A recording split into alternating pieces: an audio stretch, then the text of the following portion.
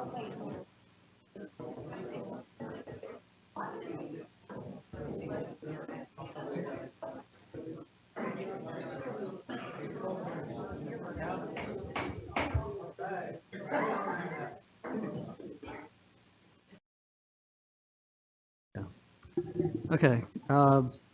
Good evening and welcome to the Orange Water and Sewer Authority Board of Directors work session this Thursday, February 13th, 2020. Chair Ray DeBose is absent and I, Richie Vora, will chair tonight's meeting. Does any board member know of a conflict of interest or potential conflict of interest with respect to any item on the agenda tonight? Seeing none, on Wednesday, February 12th, 2020, the board held a diversity and inclusion session with Visions Incorporated. I thought it was a very well run meeting. We kind of changed the agenda thanks to John Morris's suggestion as well as others, and had a really good, fruitful discussion. I thought I think came out of it with some really good ideas. But I don't know if anybody on the board has any comments they want to make on the Visions meeting last night. Seeing none. Okay. Announcements by board members. Bruce Bohm. The Finance Committee will meet on February 24th at 5 p.m. in the OWASA boardroom.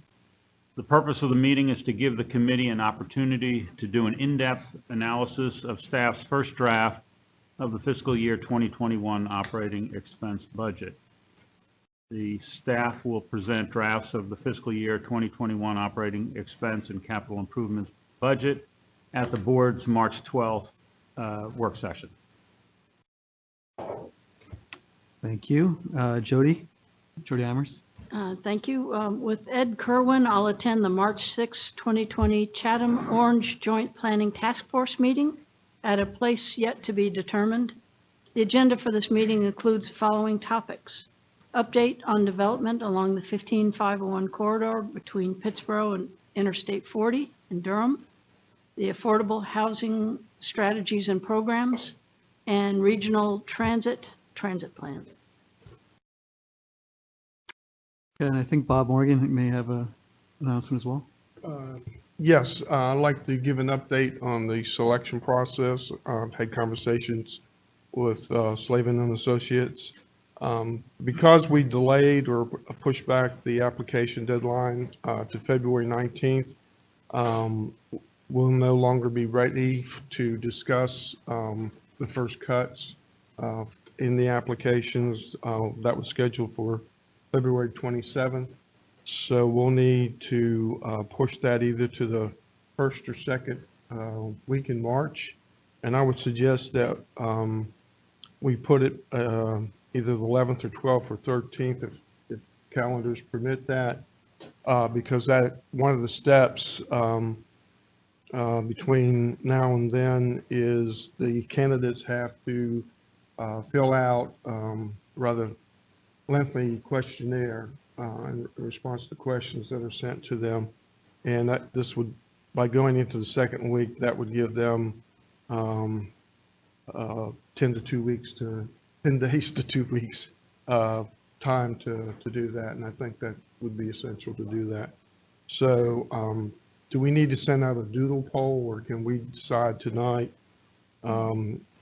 They can do it. Slavin said he could do it the 4th and 5th of March, or we can do it the second week, the 11th, 12th, and 13th, and we'll still be able to do interviews April 17th and 18th. So, that's the target, unless there's another slippage. Yeah, there's a 2-day period that Andy sent out an email about those interviews. It's 2 full days, so like Friday full day, Saturday full day to block off, which I'm sure she had included like earlier, but I hadn't not actually marked it on my calendar, so maybe others as well. But make sure you consider doing that, because that's not a typical OWASA meeting time. Could we have, let me just explain, the purpose of the meeting in March is to get a progress report from Slavin about the candidates, so we can give him direction about which candidates we continue to have interest in. He'll make a recommendation, but we have the final say on that. So does that second week work for everybody? Any conflicts that we know about, 11th, 12th? Probably 11th and 12th, because the 13th is a Friday, and we don't want to do it on Friday the 13th. What time frame on those In the days? evening, I was thinking. Maybe why So don't the we, 12th, we have a board meeting? No. On the 12th, we don't. mhm. Did I do that? Why don't we think about it and then talk about it during the scheduling, the last agenda item? Okay. All right, let me go ahead and finish a little bit more. Part of our discussion last night was about the selection process, and the board talked about developing a more specific criteria for the selection process, and that is part of Slavin's responsibilities to give that for the interviews. I will have a conversation with him either tomorrow or this weekend and get further information about when we'll get that, or if we should proceed ourselves to start doing that.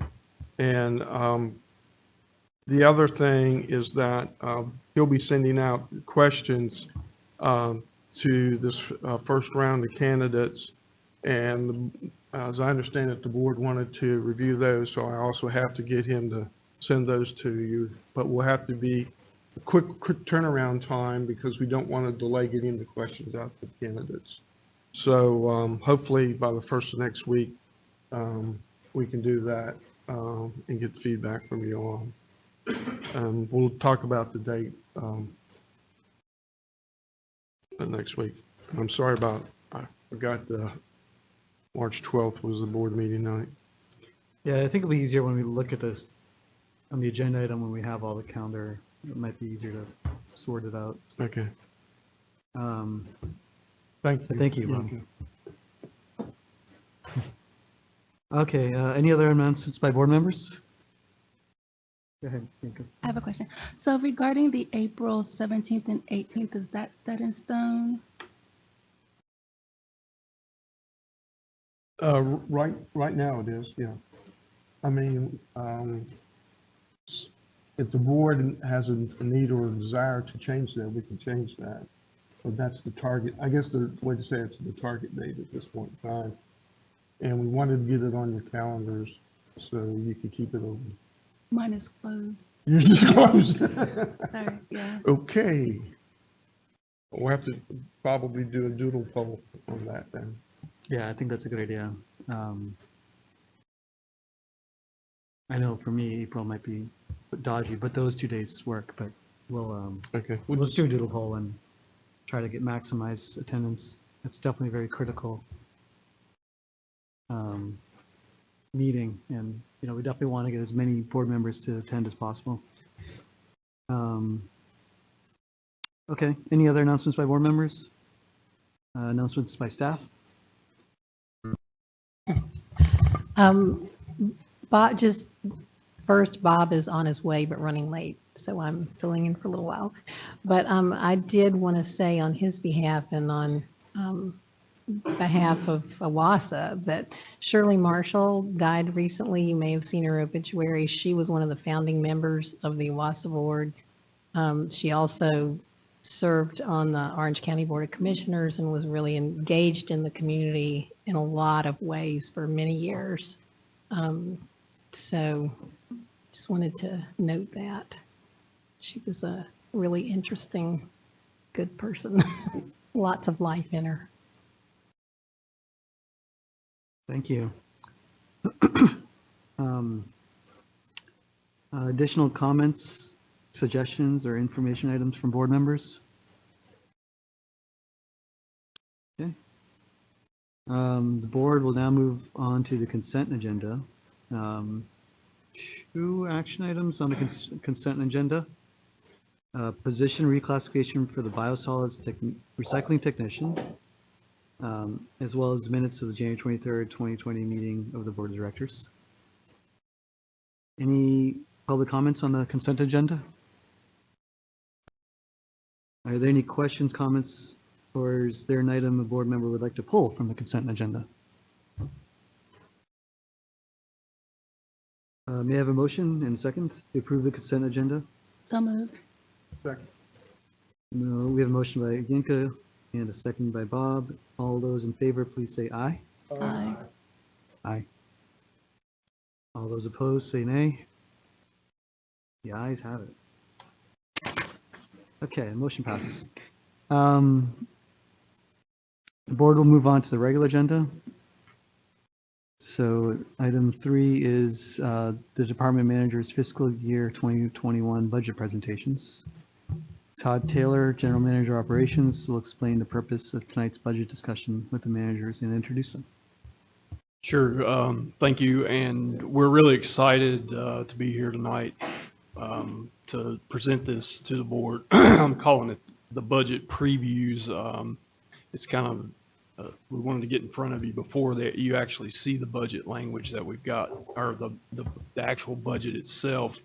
And we're really, the genesis of this came out of a finance committee meeting that we had back in the fall, and where we were trying to connect the dots between the goals of the organization and the budgets. And this is one tool that we came up with that could, potentially help with that, would be to have our department managers come in and kind of give you a preview of some of the things that they're thinking about as they're putting their budgets together. So that's what our intention is tonight, is to give you that preview. And this is an agenda of how we're going to do it. We're going to follow the way the water flows. We're going to go from the water treatment plant through the distribution and collection system and the wastewater down to the wastewater treatment plant. And we've got the all-star lineup here, including all the folks out in the audience to try and help go through this process. So we've got Ken, who's our water supply and treatment manager, and Ken's been with us for over 15 years and has spent a lot of that time as our manager of the water treatment plant and over our water supplies. And Ken's almost had 30 years in the industry, so a wealth of knowledge there, and spent all that time in water treatment. Jesse Duclaw, he's our manager of our distribution and collection system. And Jesse's been with us for a little under a year, but he feels like he's been a member of the family for a long time. Jesse worked for Moffett Pipe before he came over here, which is a contractor that has put an extensive amount of water line and sewer lines into our service area. And Jesse was here when we've had our emergencies. He was always the guy that picked up the phone in the middle of the night and we could call him to come out. So he's been here through the highs and the lows. So we don't discount his experience of just less than a year. And then we've got Monica Dotson, who's our wastewater treatment and biosolids recycling manager. And Monica's probably got the most interesting career path here at OWASA over her 15 years. She started out in the lab at the wastewater treatment plant, came up to the water treatment plant, worked in the lab there, became the supervisor of the lab at the water treatment plant, then became the operations supervisor at the water treatment plant, and then now she's back at the wastewater plant as the manager of that entire facility. So she's kind of seen a lot of different sides of this. So very excited for you all to get to hear from these folks tonight. Like I said, it's a really great group. And then Stephen's going to wrap things up with kind of how all this is going to tie into the budget discussions that are coming. So look forward to his comments as well. A little bit about the presentation format. We haven't done this before, so we're taking our best shot at what we think you all would want to hear about. And basically, each department is going to go through a brief overview of the mission and goals for that particular department, to just kind of give you a backdrop to it. And then we're going to have a recent success story from each department. And that's going to be something that the board was involved in allocating resources to. Excuse me. And then we've got an opportunity for the next budget year, this coming budget year, what we're going to do to try and capitalize on an opportunity. And then we've also got what challenges is this department facing that are on the near horizon that could have budget implications. So a lot of good stuff in there, and we're going to try to, every department's going to have this similar format. So, and then we're going to have a pause in between, and this is kind of what we're asking the board to do is we definitely want you to ask questions, and as they come to you, please feel free to interrupt and ask us the question right then that's on your mind. But then we're also going to try to take a little break in between each department and pause for a minute to allow for any lingering questions or anything you may have about that before we shift gears and go to the next department. We'd like you to provide your initial thoughts on, what you're hearing and give us some feedback on that. Does this seem like something that, that you can support or not? And also about this process we're going through of these previews, is this being beneficial? Is this something that we need to start doing on a routine basis, is to have this kind of discussion before we get into the budget every year? And then, is there any additional information that you would be looking for regarding any of these items that we're talking about or other items in the budget that there's something that's on your mind? So that's kind of in that, what are we missing? What, was there something that you thought, well, I thought you would be talking about this, but I didn't hear it tonight. So we want to hear those things too, because that's all going to help inform the budget discussions that are coming up in March. So again, I'm going to turn it over to the team here in a minute, but I'll pause right now if anybody's got any questions about the process and what we're going to discuss tonight. All right, hearing none, I'm going to turn it over to Ken Laughlin, and he's going to start us off on the water supply and treatment side of things. All right, thank you, Todd. Before I get started, I actually want to introduce Tiffany Holly. She's our operations supervisor at the water treatment plant. I want to thank her for coming out tonight and supporting us in our presentations. So, water treatment plant team, our mission and goals, of course, is to meet all state and federal drinking water quality requirements, to meet our partnership for safe water goals. And some of you might not be aware of what the partnership is. The Partnership for Safe Water is a voluntary surface water treatment plant optimization program. It's supported by the EPA, American Water Works Association, and several other drinking water organizations. The partnership program challenges water treatment plants to change the focus from not only meeting drinking water standards, but to set higher treatment goals and continuously look for ways of improvement. And I'm proud to announce that the water treatment plant in 2011 actually reached the highest goal there is, which is phase 4 in the partnership.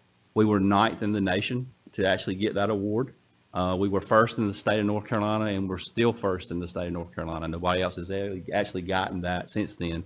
And if I actually read the report correctly, I think there's only 16 facilities today that has the phase 4 excellence in water treatment plant. So that I'm extremely proud of our team for not only meeting that goal and accomplishing that goal, but maintaining that goal for the last 9 years. And so then, of course, we want to provide a reliable source and aesthetically pleasing water to the community. And actually, that's what I'll be talking about this afternoon. I'll be talking about a taste and odor event that we had back in May of 2017 and what we learned from that and how we've improved. And then, of course, we want to increase our reliability and reduce our risk of failure. And Monica, in her presentation, is going to touch on that with our efforts now at the wastewater treatment plant, but also carries over into what we do a little bit at the water treatment plant. Okay.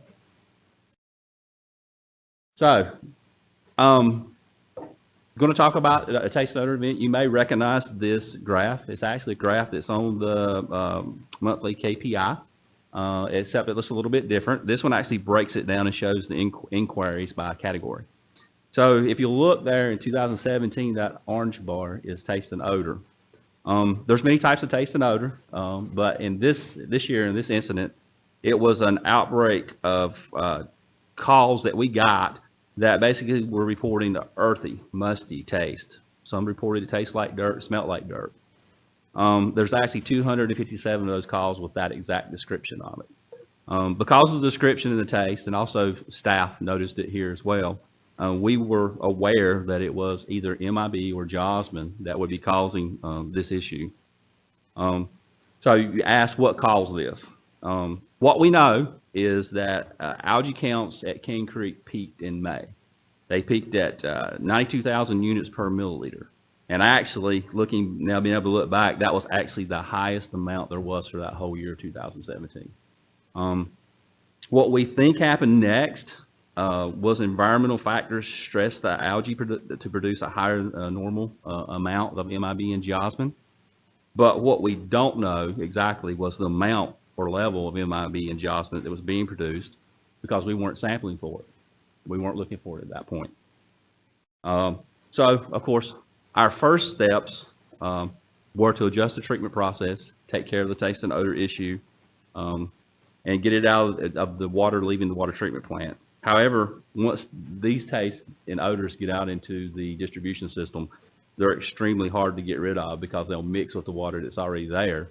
And even though we did take steps as far as flushing the system, it still took a little over 2 weeks to get it out of most of the system.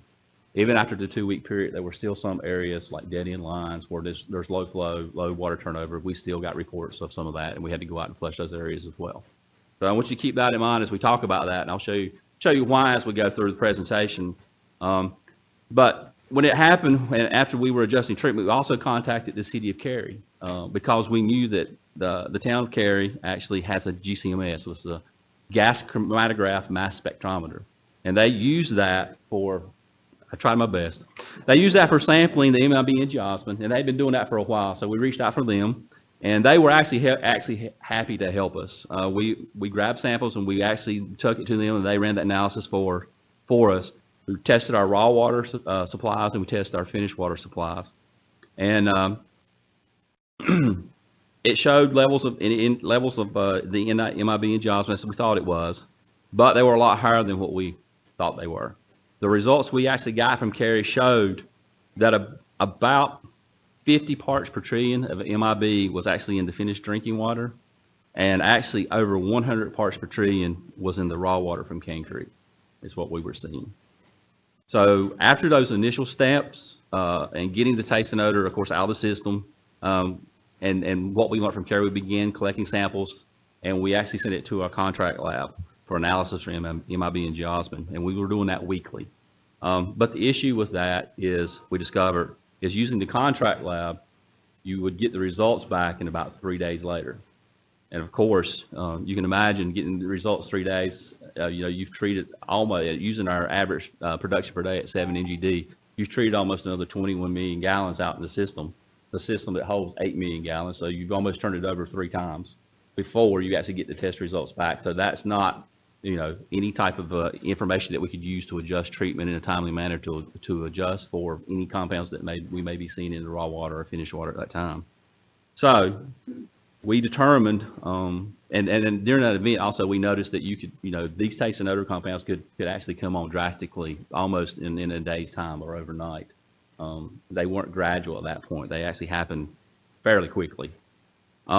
So we determined to be able to make timely treatment adjustments that we would need to be able to run these analysis, the test and get the analysis and get the results back in a timely manner, and try and do that daily. So with that being said,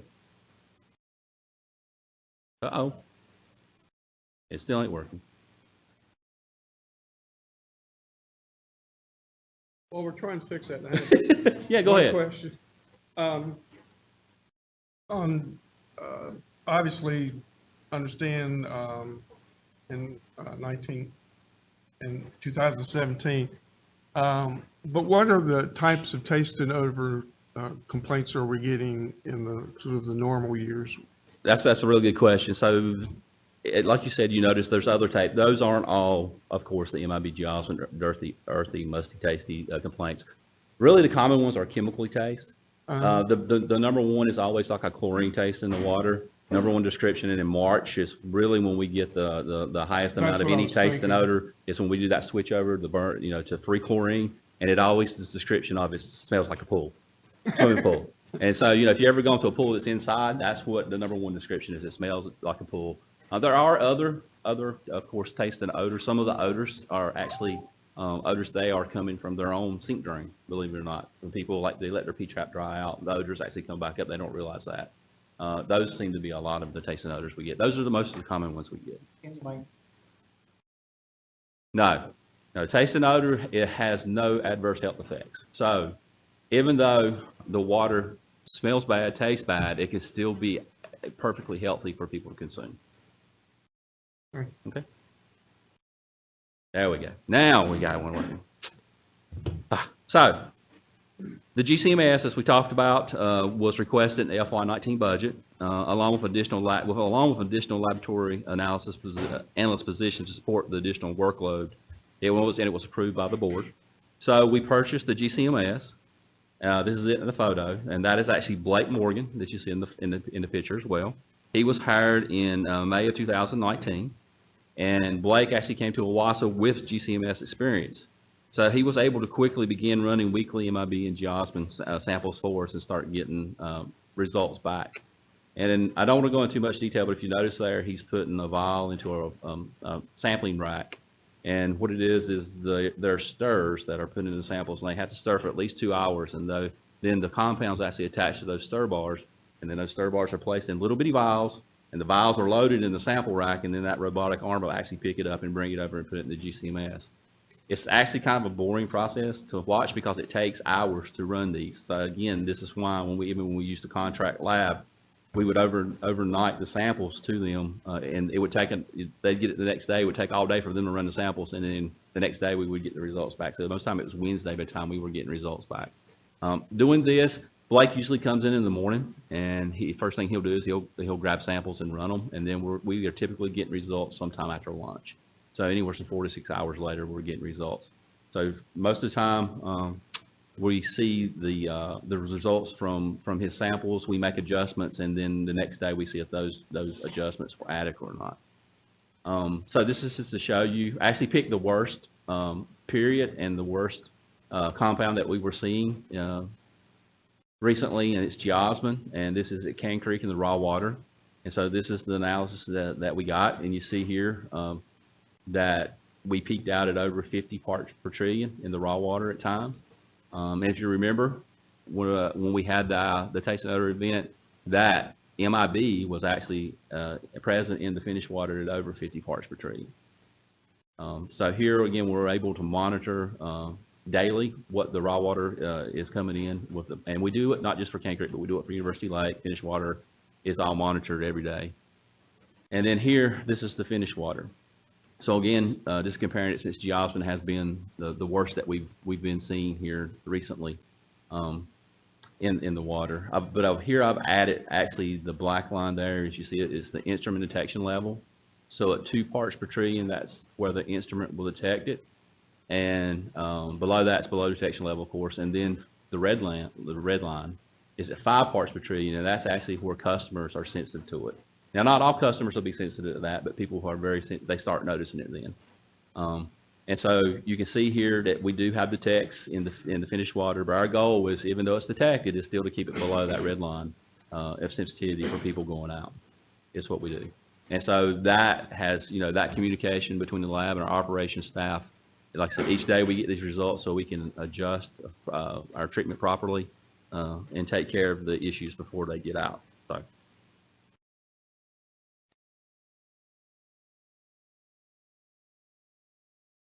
Do you mind if I interrupt? No, for a second? no, by all means, please. So prior to getting the GCMS, you would send out the samples? Yes. And did you do it roughly as frequently as you're doing it now, or? No, most of the time, by the time we got results back, we did it once a week. We would pull them out. And so what we were doing, we were adjusting treatment of those results, and basically the treatment would stay set in that unless we noticed anything ourselves internally. And we do have a taste and odor, I didn't mention this, but we do have an internal taste and odor panel. And it's comprised of OWASA staff, and they come over once a week, and they taste and smell the water, and we have a report we fill out, and there's actually a little report that is sent out to everybody on what they noticed. And then before this is the primary way we used to address taste and odor and adjust treatment was that program that we did beforehand. With this, however, of course, it gives us more hard evidence, an actual number to where we can see where it's going up or not, up or down. Okay. And so moving forward, this is Robert Herring. He's a laboratory analyst and been with OWASA for a number of years. I don't remember how many years he's been here. but 20 plus. He goes out to the lakes weekly and does a weekly profile. So in addition to our MIB and geosmin samples that we're doing, Robert goes out and collects the weekly profiles. That data includes like pH, dissolved oxygen, lake temp, color, algae counts. And so along with this data, the MIB and geosmin, it'll be utilized to, of course, come up with treatment strategies is what we will do for taste and odor control, but also for organic removal. So you've got to remember that even though we're treating with taste and odor, and you saw how little it takes to get out to the system and cause that, there's other parameters too we're going to have to adjust treatment to. Organics, one of those. PFAS is another one that we've been looking at. I'll talk about that just a little bit later as one of our future challenges. But PFAS is too. You've seen those results that Todd sends out from the quarterly sampling that we do.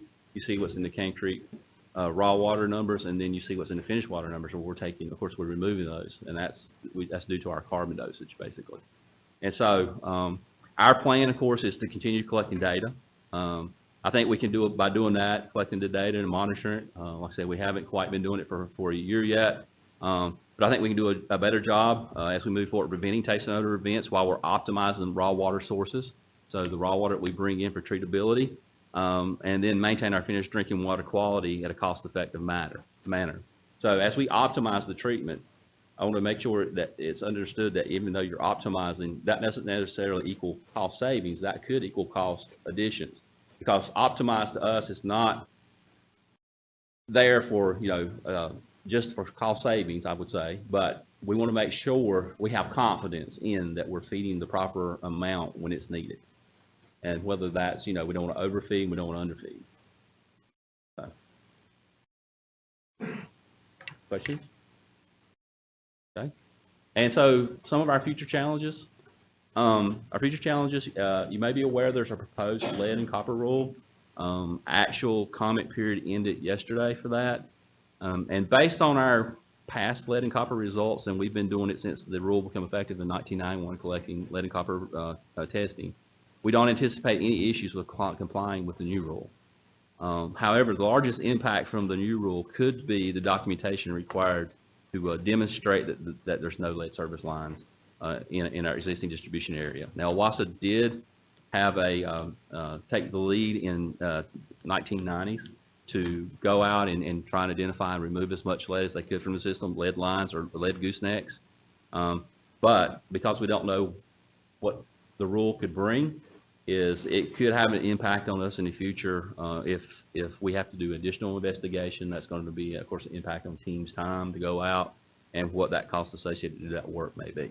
So we don't know what that justification, that documentation is going to look like yet, but the staff stays abreast of the rule changes, see what we need to do and be prepared to act on that when the time comes. And then our other challenge is PFAS. There actually is a legislative package out there right now that proposes a maximum contaminant level for PFAS. Not sure what that limit would look like, but if there were additional treatment needed, what would that additional treatment be? Depending on what the limit was, and of course that could, impact cost of what the cost of that treatment would be to meet that limit. And then also in that package, it's listing PFAS possibly as a hazardous material. And if that were to happen, that could actually have a huge impact on our budgets, not just the water treatment plant, but the wastewater treatment plant as well, because the solids that remove, we just talked about earlier with the results that you're seeing, we are removing PFAS, so they are in our solids. So us being able to recycle our solids the way we do, we're not sure that you would be able to do that anymore. We're not sure what that would require if that were labeled as a hazardous substance. So those are just some of the future challenges that we're facing right now, and be glad to take any questions that anybody has.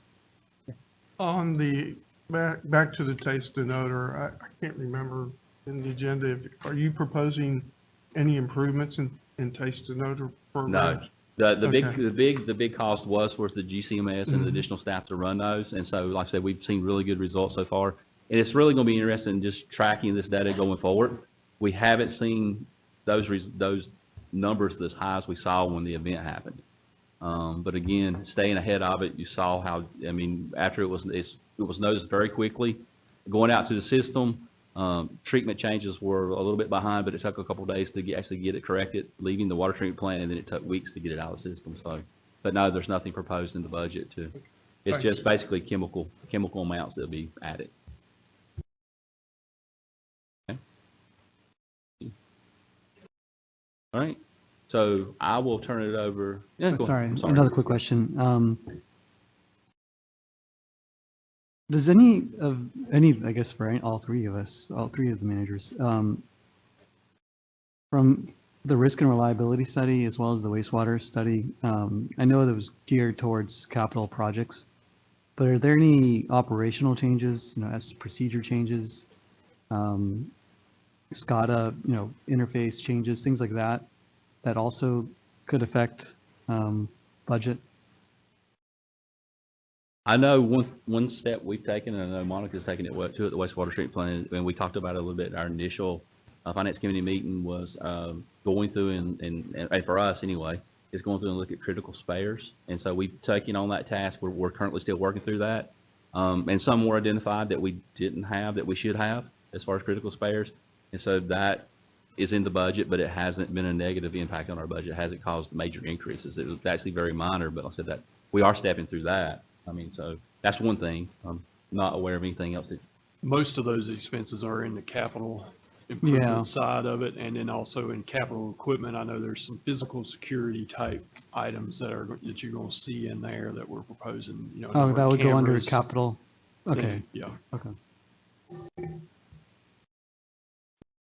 All right, so I'll turn it over to Jesse Duclaw, who is our distribution and collection systems manager. Hey, I'm Jesse Duclaw, Distribution Collection System Manager, as Todd and Ken have introduced me. I've been here for just under a year, like Todd said, been working with OWASA for a long time. I'm excited to be here. Anytime I get to talk about water and sewer is a good time. So I want to introduce my staff that's here. If you would stand up, Nick Rogers. He's my assistant manager, my right-hand man. Sean Stanley. He's a distribution collection system coordinator, my left-hand man. Justin Andrews, if you would stand up. He's actually our construction crew leader. He's the one who gets the job done. Yeah. A little bit about our team. We maintain approximately just under 400 miles of water main, just under 350 miles of sewer main, and 5 miles of reclaimed water mains throughout the service area. So our mission is similar to the mission of OWASA. We maintain, repair the water distribution, wastewater collection, and reclaimed water systems with the goals to minimize water main breaks, service interruptions, and in our distribution system while preventing sewer overflows in our collection system. We also have to comply with all regulatory requirements while we meet the Partnership for Safe Water goals, similar to Ken and Monica are going to talk.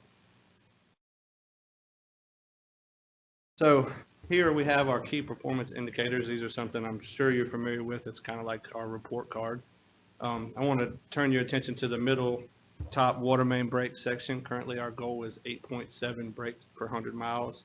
The partnership goal was 15 breaks per 100 miles. Currently we're at about 13.8 if I read that right. To the right of that is sanitary sewer overflows. Our goal obviously is 0 sewer overflows. Currently we're at 4.7 overflows per 100 miles. We are working hard to decrease these numbers to within our goals by some of the initiatives that I'm going to speak about in this presentation. So a success story. I'm sure most of you are familiar with the valve exercising program. It's a recent initiative that has already proven to be a success. It's strengthened our distribution system and already made our system more resilient. So the expansion of the valve of this program was a result of isolation issues that were associated with the November 5th water emergency. As part of the after-action review of this event, OWASA staff, with the support of the board in January, has implemented a valve maintenance crew with the goal to improve the effectiveness of our valve exercising program. So initially, the valve crew, after the November incident, was comprised of 7 employees total, a crew leader and 3 valve teams. These valve teams were 2 employees and a valve maintenance machine, with the goal to ensure all 13,000 system valves or valves in our system were operated and inspected within a 5-year period. We did complete this goal in only 10 months. So this graph here shows valve inspections by month. If you see the November 2018 event, you can see the large jump in production of the valve crew after that emergency. These inspections, if you see the dark numbers, it's hard to read, but the dark parts of the bars are system valves in our system that were inspected and operated. And the green were the critical valves that were part of these inspections as well. To explain that the critical valves are anything 12 inches or larger in our distribution system. So these inspections, if you see the numbers at the bottom, I can explain them. The writing's hard to read underneath them, but these inspections resulted in 226 work orders. These work orders includes 110 valve repair and adjustment. This is any time a valve needed a repair, needed to be adjusted, needed to be moved, had issues. But also 109 locate and investigate. A lot of times for the programs and projects that municipalities and system development projects have, they'll have valves will get covered up, they'll get paved over or get backfilled or won't get turned on, turned off. And there's also 7 replacements. There's 7 or more valves within our system that needed to be replaced due to being broken or not working or some issue. The construction and valve crew, Justin and his team, and Marcus and his team with the valve crew are currently working to complete these work orders. Currently, we're down to 38 work orders. We're excited today. They've been working really hard.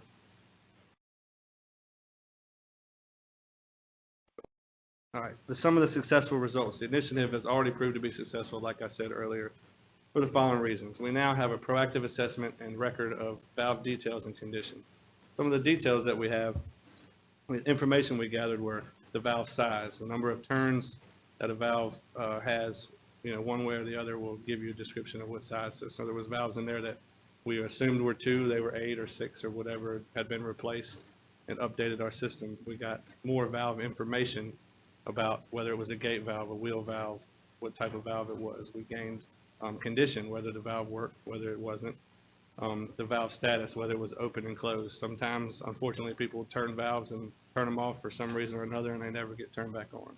So we have loops in our system, so if we can confirm that it's on, we know that water is being fed in multiple directions. So also, we were able to identify broken valves, like I said before. Until you turn them, you don't know they're broken. It's good to find the problem before it is a problem. Don't wait till water's flowing out of the ground before you know that you can isolate or not. And this increased our confidence in the isolation process and our system resiliency, how fast we could snap back from one of these incidents or emergencies. The map on the right, it's hard to see. It's a lot in there, but this is how many valves. This is our service area. This is our system. And the colors that you see on the map are the valves, and the valves in our system turned by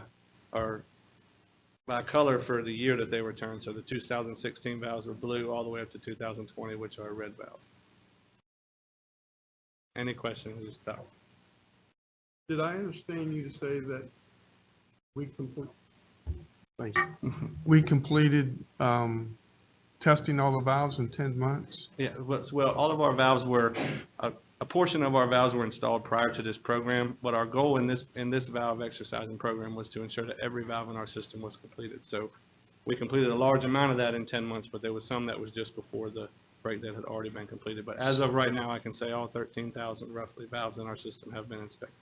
So if I remember correctly, we authorized that to have 2 valve teams, and this schedule was to be every 5 years. So now that we've done all of them, what is the schedule for testing valves? It's a perfect segue to this next slide. So moving forward, so initially, initially there was 7 employees, a crew leader, and 3 valves teams. After that initial push, we were able to send some of the rental equipment back, purchase some new equipment, as I'm sure you're aware, in the last fiscal year, and this year we're purchasing some more valve equipment. But now it's 5 employees. That's a crew leader and 2 valve crew or valve teams, and each team is comprised of 2 people and a valve machine. So with our goals to be a turnkey valve crew, our goals are to inspect and exercise 4,000 system and 1,200 critical valves per year. Once again, critical valves are anything 12 inches or larger. As a turnkey valve crew, we want them to be able to complete the work orders generated from those inspections. So if they find a valve that's broken, that crew can also repair the valves that they find. And also perform all valve operations as needed by the system development projects, capital improvement projects, and OWASA maintenance crews. That's turning valves, mock shutdowns, testing to make sure we can isolate systems before we have people out of service and we don't have any surprises, although it does still happen sometimes, but the more information we can do up front, the better we are.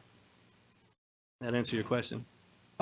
So you've already reduced the number of employees that's working on the valve program? Yes, sir. So, right, I think it was January, if I remember correctly, January, November, we sent some of the valve crews back. The employees of the valve crew were reduced. Those employees were moved to different portions of the, of my crew, and that's going to be part of the budget request that we have about retaining employees and for some of the other initiatives that we're going to be talking about moving forward. Okay, thank you. You're welcome. Anybody else have any questions? Quick question. Do you, Yeah, absolutely. I feel like this was actually probably answered a while ago, but I keep not remembering the answer. Is this the same crew that would do like wastewater valves? I know there's not that many of those, but are there some that need to be exercised? Well, typically not. In the force main system, there's no valves on the gravity sewer side, but on the force main system, there is valves that need to be maintained. The problem with that, some of those valves are old infrastructure, and if you close them, you might not be able to get them open, you know. So these valves are more so used for situations where you have a bypass. But it's a separate crew. These are, I'm mainly focusing on distribution system valves. Okay. But if we're worried that they're gonna not work, I mean, that's one of the reasons why we didn't do some of these critical valves on the water side. I don't know if that's a great reason. You know what I mean? Yeah, so like I said, there's not a lot of force main valves that we have in our system, but some of the large valves that, like, for instance, Rogerson Drive force main, we found that some of those valves are older infrastructure and older technology. So they'll work in the close in the event of an emergency, but not always open back up. Okay. You see what I'm saying? So Okay. once it's closed, the solids that are in there could prevent it from opening back up. So I see. I can talk a little more about that or at another time. No, I think that was what I was most afraid of. You wanted to close at least, you Yes. know? Okay. I guess you also wanted to open, but, all right. Any other questions with the valve crew? So moving forward, our upcoming opportunity for improvement is to reestablish our in-house water main replacement program to address some of the aging water mains that the CIP program addresses annually. So some of the benefits of internal main replacement include continuous improvement to our infrastructure system. With any replacement, anytime you can take old out and put new in, it's an improvement. And with that is our system becomes more resilient. It's a cost-efficient supplement to the ongoing CIP water main program. OWASA has seen inconsistent project costs in the bid atmosphere recently, and we've had projects up to 40% over budget. So to give you an idea of magnitude, historical pricing has a 2-inch water line in-house replacement cost of approximately $90 per foot compared to approximately $225 per foot if a contractor were to install it. As well as on normal, larger size water mains, an 8-inch, OWASA's historically installed for about $150 a foot compared to a contractor who's about $380 per foot. So that is, as far as the order of magnitude, there is a large potential for saving by performing some of this in-house. Also have the ability to address high priority projects in high priority and problematic areas. So these projects that come up, even if it's a 2-inch galvanized line, we're able to address it quicker without having to go into design, bid, build phase and traditional design, build on the project. And I don't want to discount the last but not least, the invaluable employee development, training, and morale. So there's no better way to learn how to fix a water main than getting your feet wet. You know, you get in the hole, you operate, you install the water line. If you can install it, you can repair it better. So any staff that goes through that process is installed. You know your materials, you know your process, you know your compaction, you know what it takes to be a good employee. As well as with engineering, I'll talk about here in a moment. The design additional costs beyond, additional benefits beyond the cost savings is in the design phase, as distribution and collection, the engineering department has, they can perform some of these in-house design, permitting, contract administration, is good training and skills for the utilities engineers. Also, professional internal engineering design permitting, it saves time and saves money. We're not having to do the contract administration. We're not having to bid out this work. However, the time savings and the contract negotiation process can be lengthy. During the construction phase, we continuously collaborate with the town of Chapel Hill, the town of Carborough, and DOT. So they know us, they trust us, they know what we do, they know we're here to stay, they know we're here to work, and we're going to take care of their assets just like they take care of us and our asset. Customer service, no one treats our customers better than we treat our customers. I cannot speak enough about my staff and the OWASA way of life is the customer does come first, and our staff lives that every single day. It's much easier, quicker, and cheaper to resolve conflicts. When you, in the contractor's world, if you come into a conflict, it can stop things. It can, you know, lengthen the process. With OWASA, there's not a monetary change for that. If we run into a conflict, we have in-house, you know, resources where we can address the conflicts and make the repairs, and not a lengthy process. And last but not least, quality assurance. So we're working on our own house, if you would. We're working on our own infrastructure. So anything that we're working on in our house, we're going to take care of because we're the ones who have to fix it. So, and we're also saving money on field observation during these projects. So here's the proven results. OWASA has successfully replaced a large amount of water mains in the past, up to 2 miles per year. This graphic shows the overall production from 2004 to 2013. Our original goal was just under 1 mile per year. The internal replacement program got put on hold to address some large special projects that you're aware of, the AMI, large AMI implementation, the large meter replacements, ARV maintenance, and valve programs. But as some of these programs wrap up and we move forward, we plan to reestablish the internal replacement program with the goal of replacing 1 to 2 miles per year. Moving forward, our plan for success is to provide safe, efficient, and effective water main replacement. OWASA, as I said, with customer service is also the same goal of safety, 100%. Every employee here has the ability to call a safety timeout. There's no, safety isn't compromised due to production. So OWASA is going to install the pipe, it's going to be safe, it's going to be efficient, it's going to be effective. We're going to ask to retain staff to supplement the construction crew, some of the staff from the valve maintenance crew that you asked about earlier. And we're going to utilize our internal resources. I want to point out that OWASA already owns the equipment that we're using, that we would use to install this, the main replacements.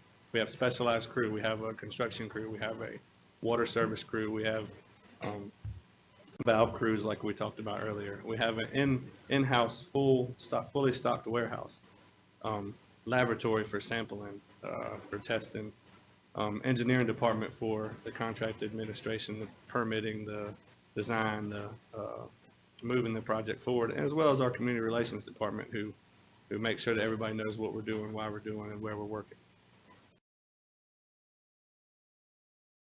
Anybody have any questions about that? Yes, sir. I think this is a very exciting possible cost savings, clearly cost savings approach, but I do think that we should, and I don't know if this is something you would be doing as it is, but not just, you know, notifying the board on a KPI, like, you know, we've done this many miles, but also clearly stating on the budget, this is how much this has saved us. This is how much that has saved us. I think that'd be good for our ratepayers to understand as well. And I think it also would help, you know, with morale as well, saying, you know, this is a great program for this reason as well.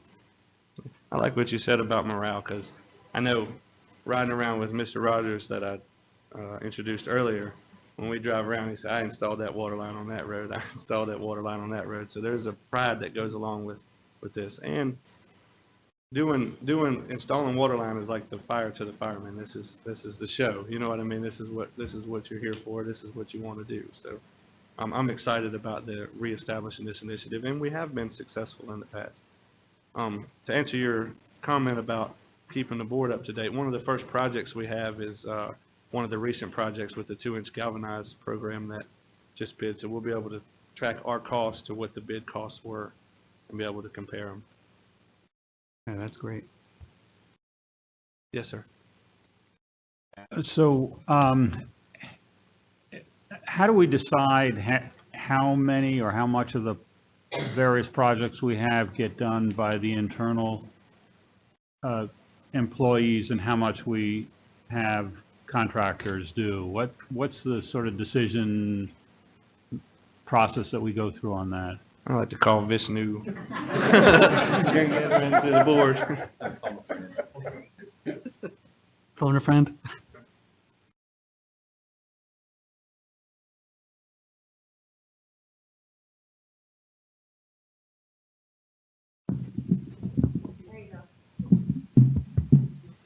Vishnu Gangadhar, and I'm the engineering manager for the capital improvements program. That's a great question, and we've got a prioritized list of water main replacements. Not all of them lend themselves to in-house construction, and so within that slate of projects, we know that there's a certain set that we can do in-house. And then with discussions with Jesse about starting from the top and looking at those that we can do in-house, we try to, at least what we're looking at is, what can we realistically shoot for executing in a given year.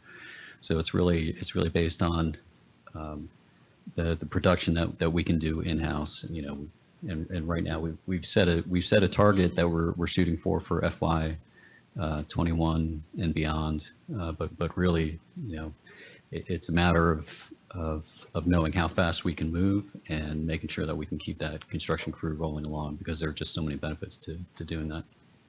So conceivably, then, you guys could come back in a month or two with a budget request for more employees to work on these projects. If there are the capital improvement projects that we're capable of doing in-house and we're limited by the number of staff that we have, it probably makes sense to hire more people and reduce the consultants, right? I'd like to phone Stephen to the board. We're all here for you. Stephen Winters, Director of Finance and Customer Service. So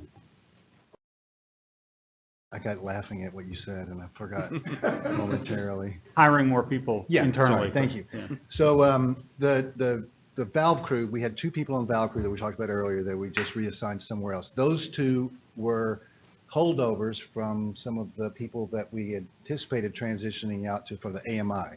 So we held them over. You agreed to let us keep them, I think, through 6 months. They're still here.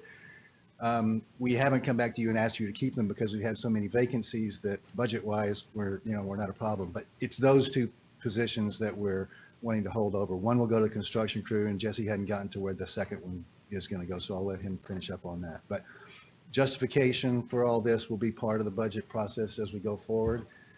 Back in the envelope, we're thinking this could, over the 5-year CIP planning period, save as much as $8 million, but those are that's kind of information that we'll come back to you with.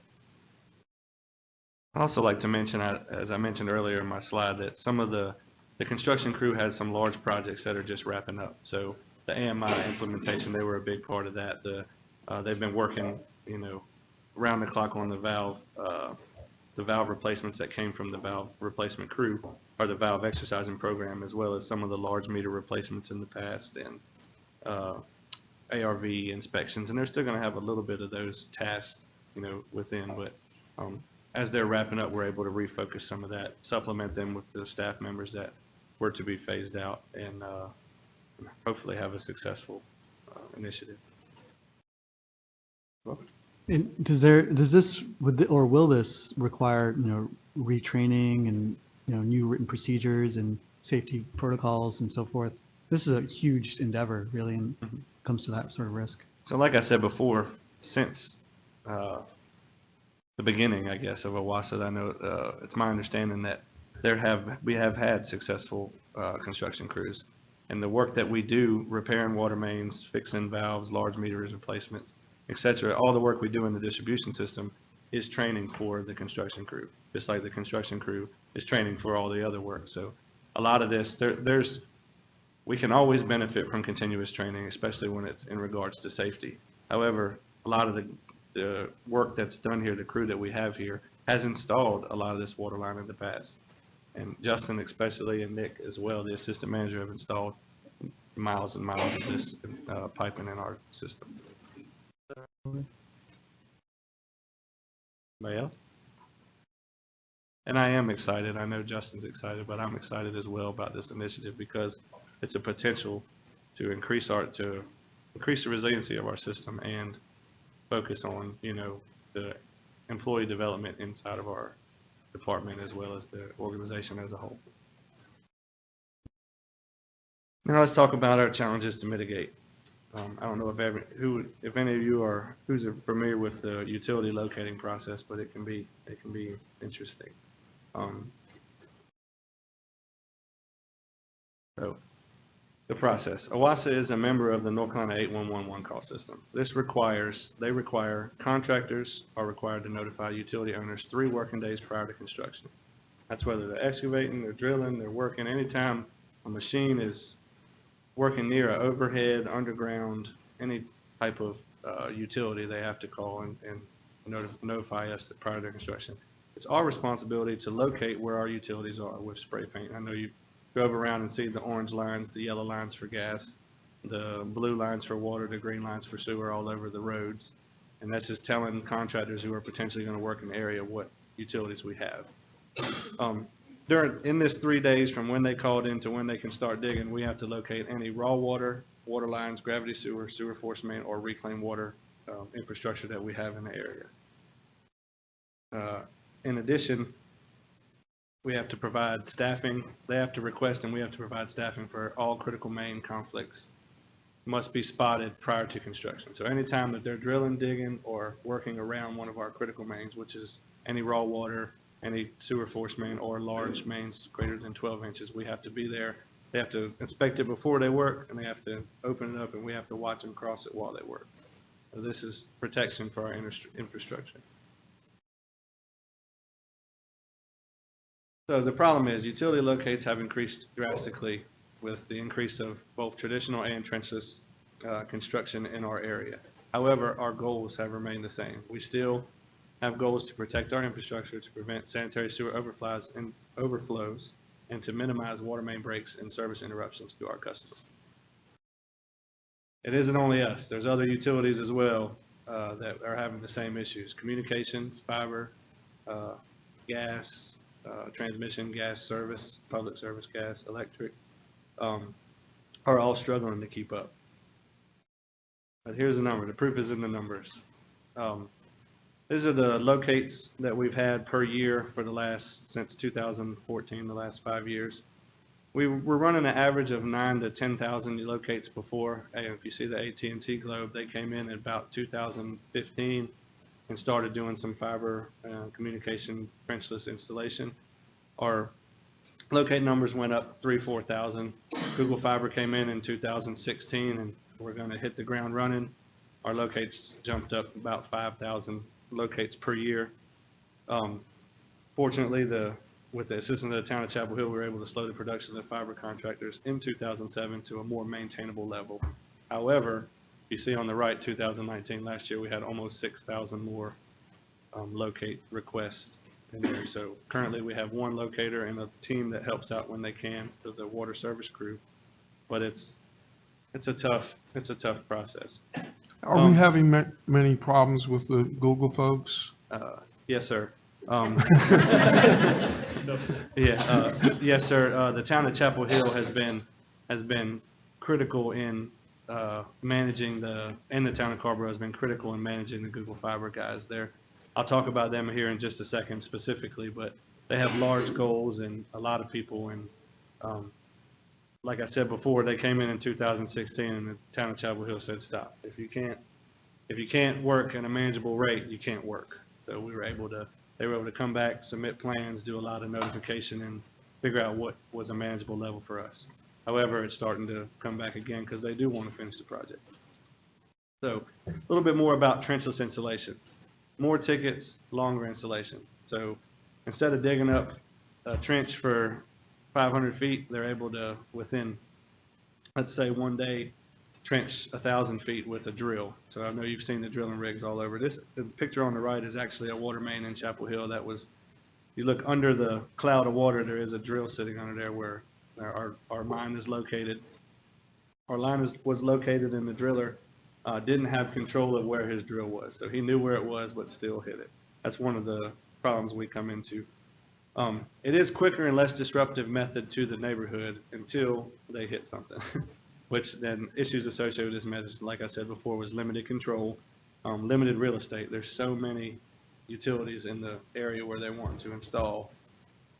It's hard to navigate, and I'll show some pictures of that. There are a couple types. They do it with a mole system, directional drilling for long installations, and they also have micro trenching. So if you see small trenches on the side of the asphalt between the curb and the asphalt, it's a micro trenching. And they each one poses their own challenge.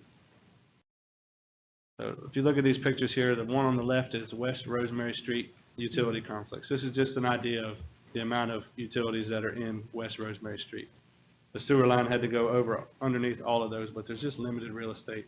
Rosemary Street's one of their main corridors, but there's just not a lot of places to put it. The one in the middle is a neighborhood road. You see all the marks on the ground. There's power, fiber, other communications. The darker section in the road is where our water main's installed. There's just not a lot of place to put it. And the picture on the left, on the right, it's really hard to see, but I think it tells the story about the problems don't always show themselves immediately. This is Carroll Woods Retirement Community on Weaverday Road. This was a sewer main that backed up that they called for repair. We got in there and found an actual fiber or power conduit that was installed through the sewer main. This didn't show up and didn't back up for over a year. So once it was installed, the sewer got behind it. It took a year for it to actually back up and show its face. So at that point, nobody knows. We don't even remember the driller was there, you know. So Google Fiber. I just picked them out because they're the newest and they're the biggest in town. So just to talk about them, they have a goal of installing approximately 1.5 million feet of fiber in our service area in 2020 alone. They have 3 companies with 6 to 8 drills and multiple third-tier subcontractors that are installing conduit in our area. Their goal is between 150,000 and 200,000 feet per month in the limited real estate that I just talked about. And all this isn't the only thing that's happened. This is along with the other AT&T, the other utility companies that are working in the area.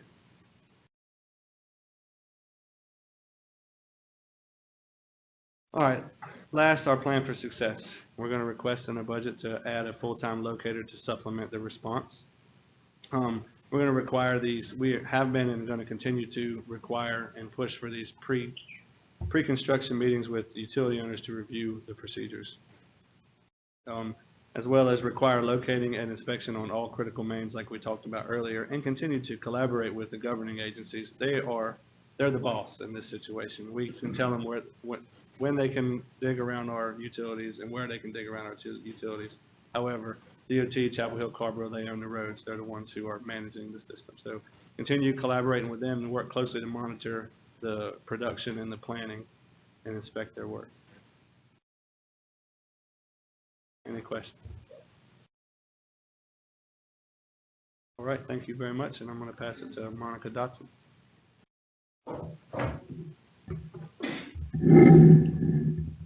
All right, before I get started, I wanted to introduce Marcus Hill. Marcus, stand up for me.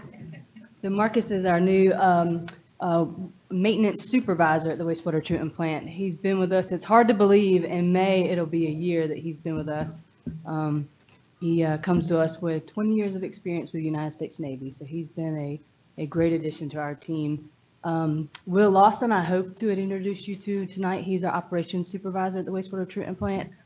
He's been with us, it'll be 2 years in July, and he comes to us from South Granville Water and Sewer Authority. Unfortunately, he's battling the flu, so he wasn't able to make it tonight. All right. So the wastewater treatment plant's goals are to provide safe, reliable, high-quality wastewater and reclaimed water services to our community. Not only do we strive to achieve our state and federal regulations, but we also strive to achieve our Partnership for Clean Water goals. That sounds a little different. Ken and Jesse mentioned safe water goals, and I'll talk a little bit more about this program in a minute. But the Partnership for Clean Water reduces our state regulations by 5%. So we try to achieve better than that. And tonight, we're going to focus on, for our success story, is our journey through the Partnership for Clean Water and our goal to try to achieve the Director's Award, which I'll talk a little bit more about. Our opportunity for improvement, we're going to talk about plans to reduce costs and improve our reliability and efficiency through the purchase of a new computerized maintenance management system, as well as some efforts to try to better manage our preventative maintenance program at our wastewater treatment plant. And our challenge to address for the future is going to be the impending Jordan Lake rules, specifically the total nitrogen limit that we're facing at the wastewater treatment plant. And so I'll talk more about our optimization efforts and our plans to further optimize the plant.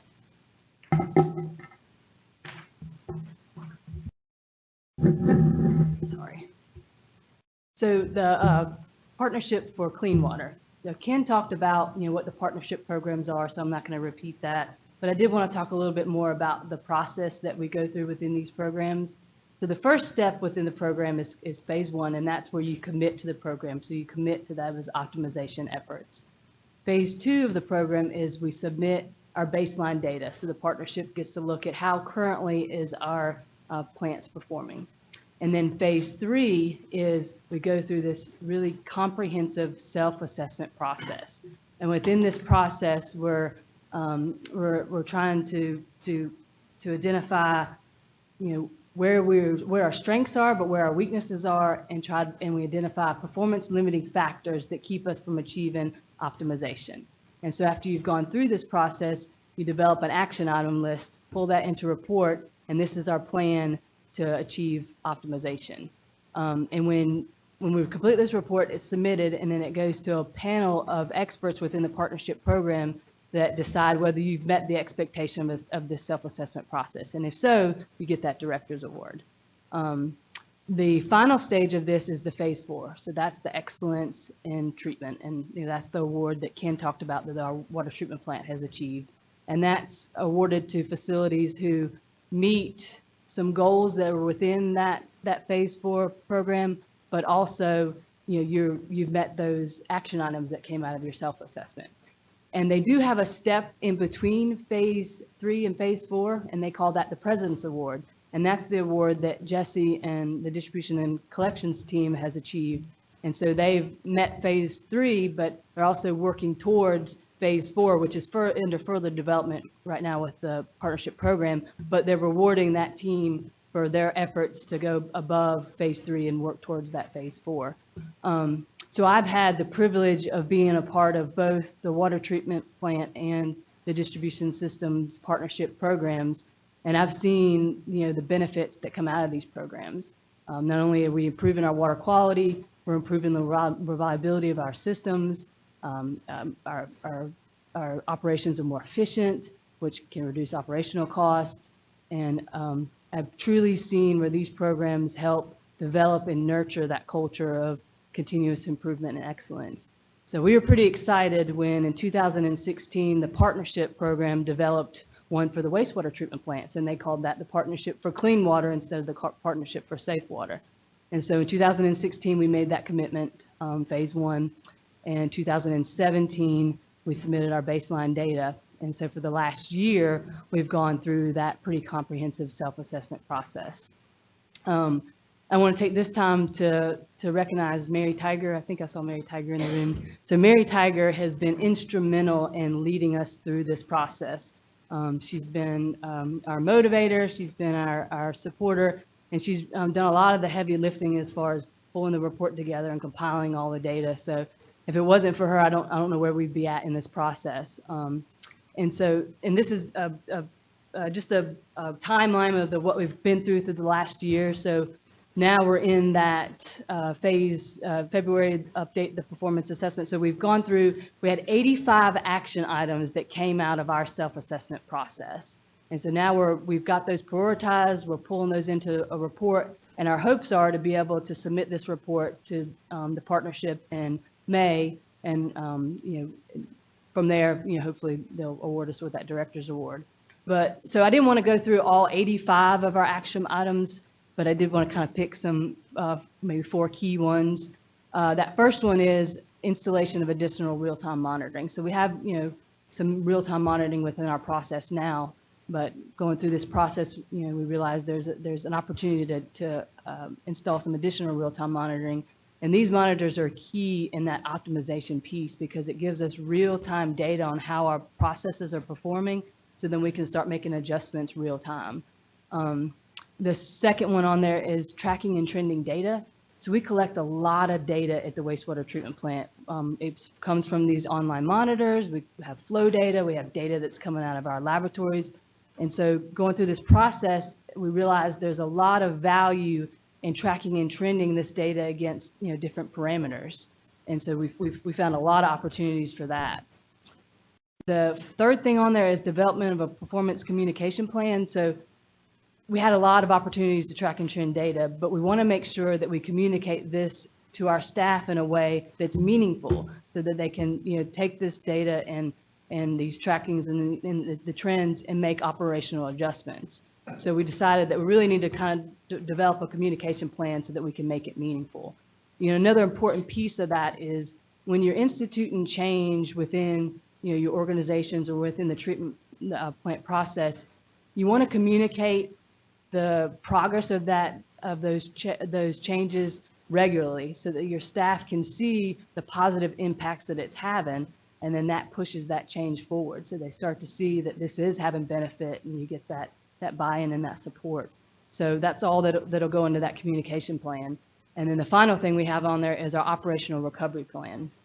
So the partnership encourages that we have performance goals for each one of the processes at the wastewater treatment plant. And when your processes start to falter from those performance goals, the operators need clear guidance on what kind of adjustments do we make to get it back within those performance goals. And so right now we have that knowledge and that information, but it's in a lot of different places. So we found that there's going to be a lot of value to pull all that together in one document, and we're calling that our operational recovery plan. It'll communicate those performance goals, but also what steps should the operators be taking to get that process back in line. And so, yeah, like I said, we're hoping to submit the report in May, and hopefully you'll be hearing from us that we achieved that director's award. So before I move on to our opportunity for improvement, I wanted to pause for questions on the partnership. Okay, so our opportunity for improvement. My note.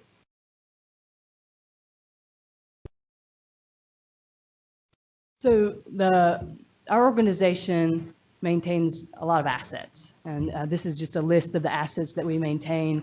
I'm not going to go through all of them, but we want to make sure that we're properly maintaining our assets because that goes into making sure that we're providing those reliable, safe services to our community. It also helps us to maximize the life of the assets within our facilities and our equipment, and also ensures that we're spending our customers' funds appropriately, that we're replacing these assets or at the right time with the right asset. And so one of the things that we utilize to help manage our assets is a computer system called the computerized maintenance management system. So that's what we use to help manage these assets.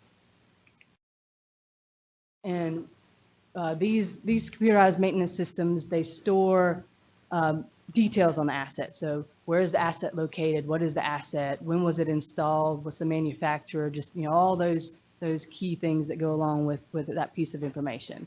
They also store all the history that's associated with that asset since it was installed. So any maintenance that we've performed on that since we've installed that asset. The system also has information on required maintenance tasks that's associated with these assets or this piece of equipment. It tracks work orders. Typically, every piece of equipment we have has an associated planned maintenance on it. But then as we have issues with equipment, then there's unplanned maintenance. So they have scheduling and planning modules in there that help us balance the planned maintenance, unplanned maintenance, and our maintenance team schedules. It also helps us manage our inventory. And then there's various reporting features that come with these systems that let us see what's our maintenance team's performance. It helps us gauge, how much money are we spending on a certain asset, on, whether it's time to renew or replace that asset. And then, it also gives us reports on, again, how is our folks spending their time. And this goes a long way for our budgeting too. So, so I wanted to kind of give you, so these systems can really help us better manage our assets. I want to kind of give you an example of, how we're kind of performing now and how we could be better performing with a better maintenance system. So now, a mechanic will get a request that a pump has failed. So he'll go out to the piece of equipment, he'll follow troubleshooting procedures, and he identifies that a bearing needs to be replaced on the pump. So now what they'll do is one of two things. They'll either tear the piece of equipment down further because they need to know what type of bearing needs to go back into this piece of equipment. So they might tear down the piece of equipment further, pull out that bearing. Now they know the size, the manufacturer of it, and what the replacement piece is. Or they can go to the O&M manual, find the replacement parts within that O&M manual, and from these two information, now that we know what kind of bearing we need, now we can go see if we have it in stock. And if we don't have it in stock, now we have to find out the information on who carries this bearing replacement and how we going to order it and how long it's going to take to get here. Now with a computerized maintenance system, typically most of them now are going to come with a mobile application. So the mechanic can take the same failure, pumps failed, he can take his mobile device with him to the piece of equipment. A lot of them have scanning barcodes on them now, so he can scan the piece of equipment, and then that piece of equipment will come right up on his mobile device with all the information associated with that asset. They can see the history of the work that's been done on that asset right in front of them. And by being able to review that history, they might even improve their troubleshooting skills because they can go back and look, oh, this failure happened 2 months ago, and this is how we corrected it. So the mechanic determines, again, that it's a bearing. And so now within this computerized maintenance system, he can now look up, or she can look up the spare part for that. So the bearing that needs to go in this piece of equipment is sitting right there in the palm of his hands as far as the information. He can then click on that, and then it'll tell him whether we have it in our inventory. And if we don't have it in our if we do have it in inventory, where is it located? If we don't have it in our inventory, where do we go to order it? So the first example, it can take a day maybe to troubleshoot a piece of equipment and find out what we need to repair it. Where we have all this information in the palm of our hands, we can be a lot more efficient. So it's a good example of how with these systems we can make better data-driven decisions or maintenance-driven decisions, better data-driven maintenance decisions. And so, like I said, these tools help us, troubleshooting tools for our mechanics. They improve our inventory management. They improve our reliability and our productivity and our efficiency. These programs can have actual instructions on how to perform a certain preventative maintenance on a piece of equipment and all the parts that you're going to need to perform that preventative maintenance. So again, it makes us more efficient, and therefore we're going to increase the life of our equipment and lower our maintenance costs.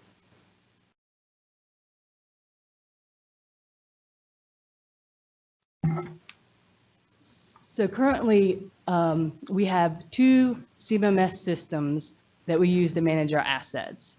The CMS system that Jesse and his team use is called CityWorks, and that's the one that manages our what we call our horizontal assets. So that's going to be the pipes, the water mains, the valves, the fire hydrants, all the things associated with that.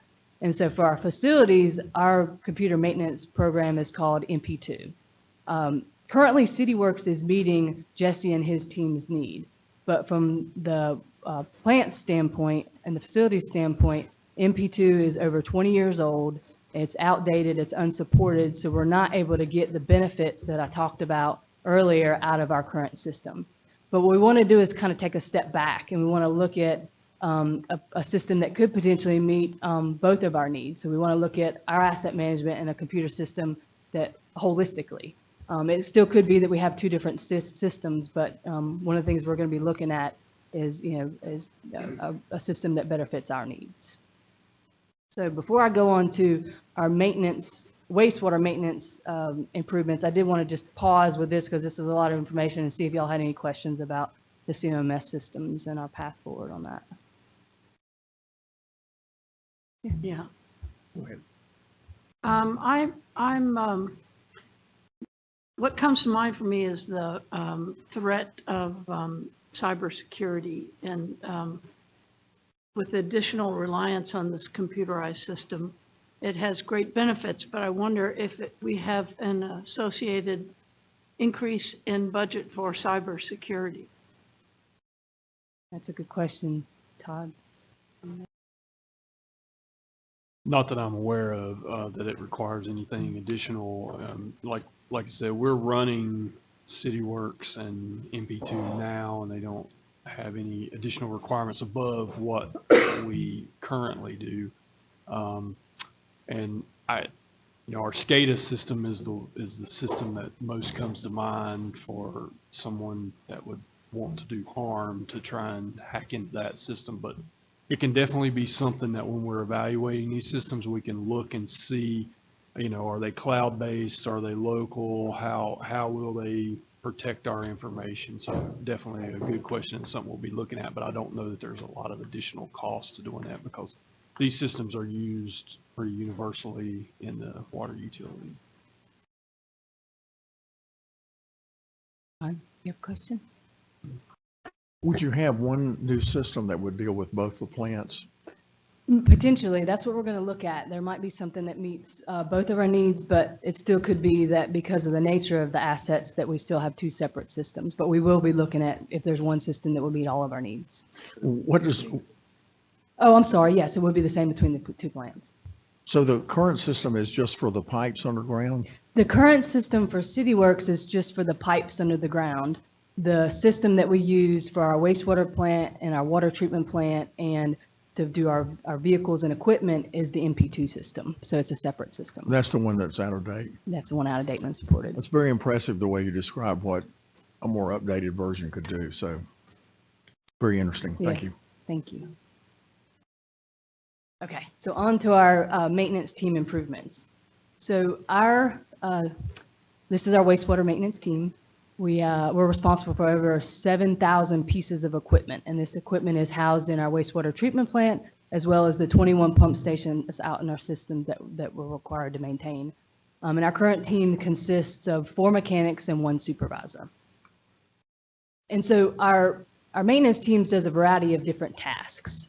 One of the most important things that we do is preventative maintenance. And the purpose of preventative maintenance is to do those routine checks and be proactive to avoid failures and downtime and improve the longevity and the reliability of your equipment. And these preventative maintenance include inspections, they include oil changes, they include belt changes. So, just some like you would normally do on your car. This, of all the things we do, this is one of the most important things we do, like I said, because it's a whole lot less costly to replace a belt or change the oil than it is to repair an asset that's failed. So this is where we want to be spending a lot of our time.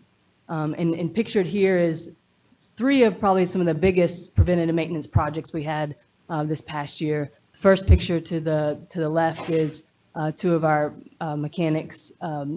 They're replacing some lamps on our UV system. That's the system we use to disinfect our highly treated wastewater. And they're replacing the lamps, they're cleaning it, and then there's little O-rings in each one of these lamps that they're putting in to keep water from getting into those sleeves. So, and then the next two pictures are pieces of equipment or assets that we installed back in 2014. And this was a project we were pretty excited about. So Mike's working on one of our high efficiency blowers.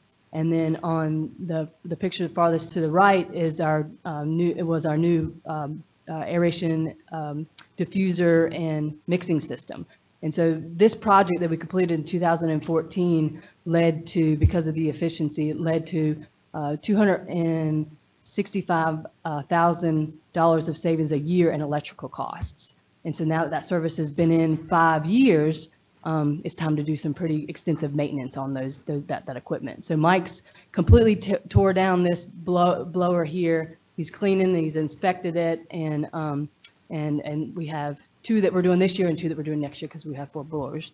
And then the other picture is those black circles are those diffusers, those fine bubble diffusers.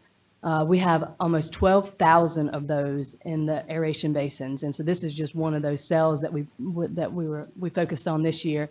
And each one of those diffusers were cleaned and inspected, and we actually sent some of those off to a lab for testing to help us gauge the longevity of it to better inform our replacement of those. So those are really three big projects we had this past year. So another way that we spend our time is through predictive maintenance, and predictive maintenance is the use of equipment, maybe additional testing to gauge the condition of a piece of equipment. So an example of this would be on your picture to the left. This is thermal imaging on an electrical system. So if you have a loose wire or a damaged wire, this thermal infrared camera will pick up the heat that produces. Loose connections and damaged wires will give off heat. And so this piece of equipment will pick up that heat. And the picture to the right is an actual failure that we experienced at the wastewater treatment plant. So this is a drive that controls one of the motors to our pumps. And the arrow that says number 1 is what that electrical wire is supposed to look like. And if you see the arrow with number 2, if you look closely, you can see that wire is completely burnt in half. And so we lost the drive to this. And this could have been prevented if we had been able to get to that predictive maintenance task to be able to see that loose connection through that heat. And so this resulted in a pretty costly repair for us. Thankfully, we had the appropriate redundancy within this pumping system that we didn't lose any downtime, but it was a costly repair. And the other thing to mention with this too is that this is obviously a big safety concern. When you have electrical equipment that's heating up, it can cause a fire. So this is an important task that we need to make sure we get to. And the third type of maintenance that we do is, well, not third type, another type of maintenance that we do is corrective maintenance. And this is the maintenance that we perform once an asset has failed. And this is what we do to return it to working order. So Stephen Long, one of our mechanics on the left, he's replacing a motor on our grit system. And I will say that corrective maintenance, it's not something that it's always going to be there. We can't completely avoid it, but we can take steps to try to prevent it. And this picture to the left is our supervisor, or to the right is our supervisor, Marcus Hill. And this is a air relief valve that failed on this pump, and it resulted in a 6,000 gallon wastewater spill. And thankfully this wastewater spill was contained and didn't reach surface waters, but it was certainly a big venture to clean up. And this failure could have been prevented if we had been able to get to the appropriate preventative maintenance tasks, which includes inspecting those air reliefs. One of the final big ways that we spend our time is through improvement projects and training. The improvement projects are the special projects that we take on to improve our reliability and our safety of our systems. And pictured to the left is Rod Dale. He's one of our maintenance mechanics. We had a pretty big project at Rogerson Drive, and this was a CIP project that he helped support, where we did electrical upgrade at Rogerson Drive pump station. So he was heavily involved with that project. And then our picture to the right is some training we did on our UV system. As much as our industry changes, it's important that our staff stays up on our training. Oh, that is Will. Yeah, you're right. It's Will is got I think he's the only one. No, he's got the navy blue hat on beside the guy with the mask, who's Kim Bailey, and I didn't get to introduce Kim Bailey either. But Will is our operations supervisor picture there. So when we do these training opportunities, we make sure that we have not only our maintenance staff involved, but we have our operations staff involved with it too, because it's really important for them to know, these systems in depth. So how do we do as far as our maintenance? So industry best practices say you should strive to spend 75% of your time doing preventative maintenance. You should spend about 15% of your time doing corrective maintenance, and then at least 10% of your time in improvement projects and training. So 2019, we were only able to spend about 35% of our time performing that preventative maintenance.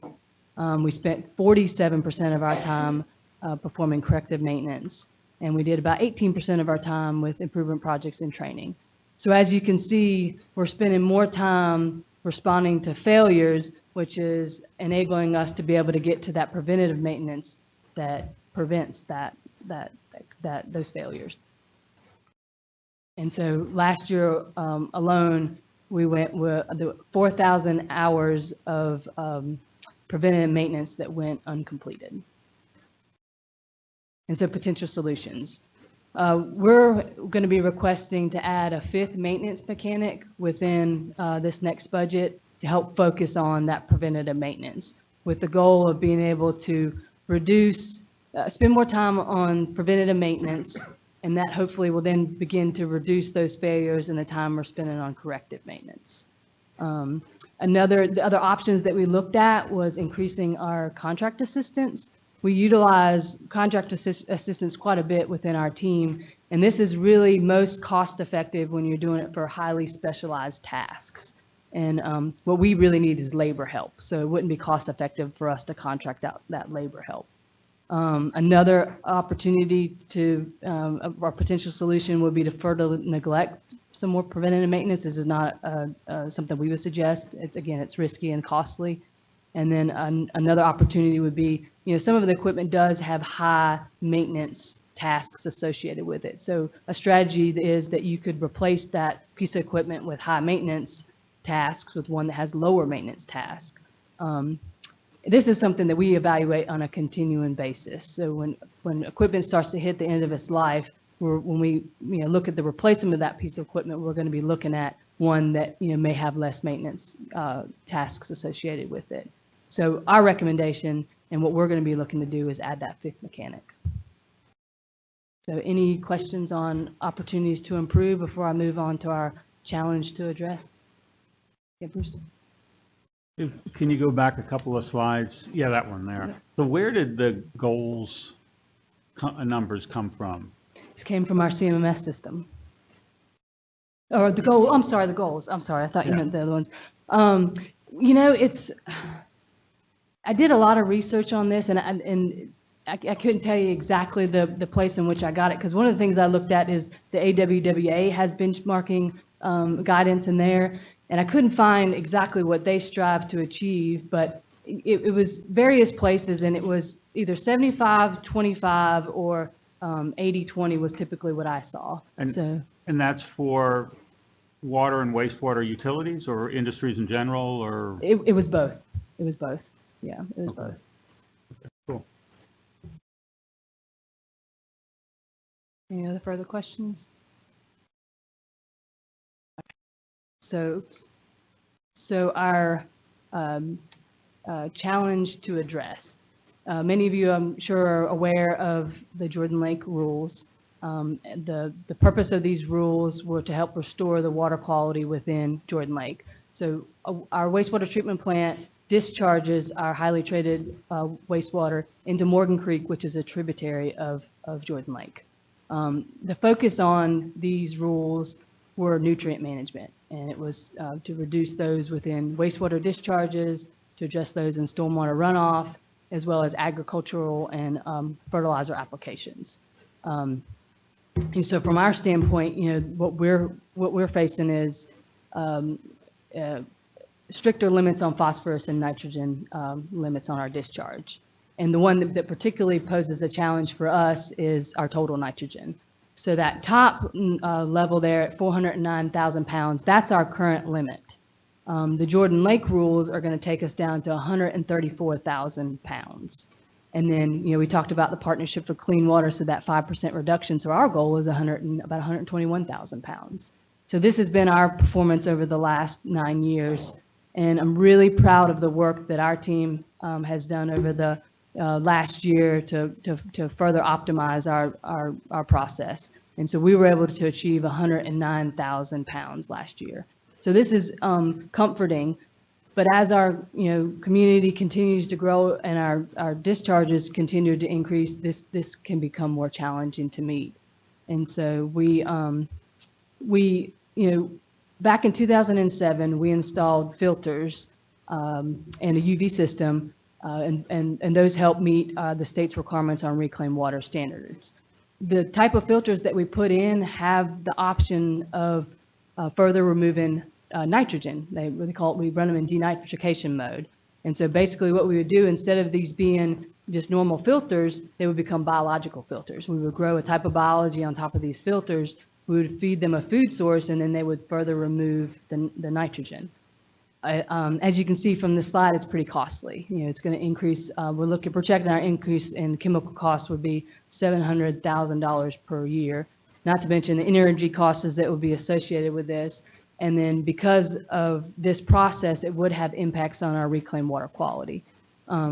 So what we want to try to do is mitigate putting these filters in service and trying to find other opportunities to further optimize our process, and maybe some other opportunities to more cost effectively and sustainably, reliably meet this new limit.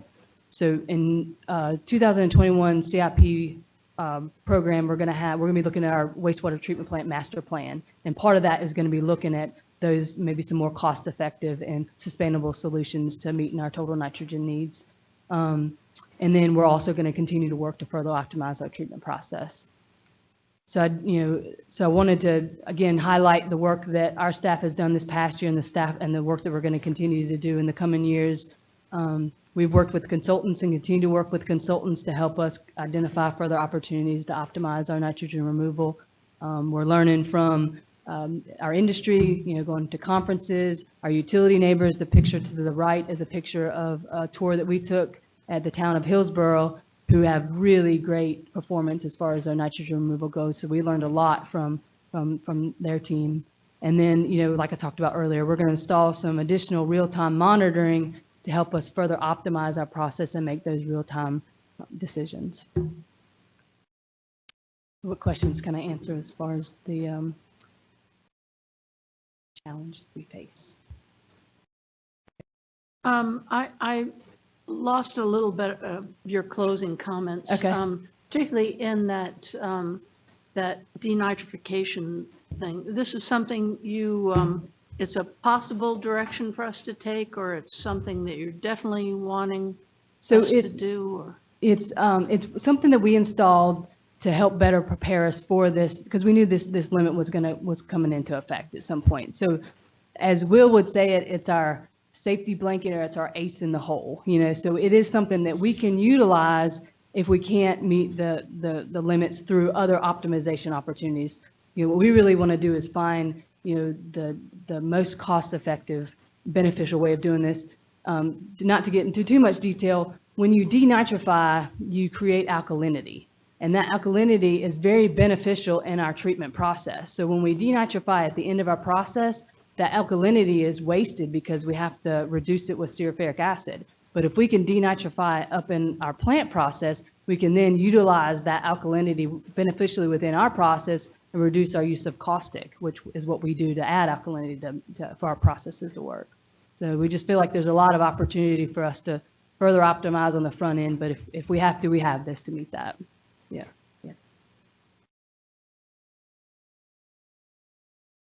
All right, I think I'll turn it over to Stephen.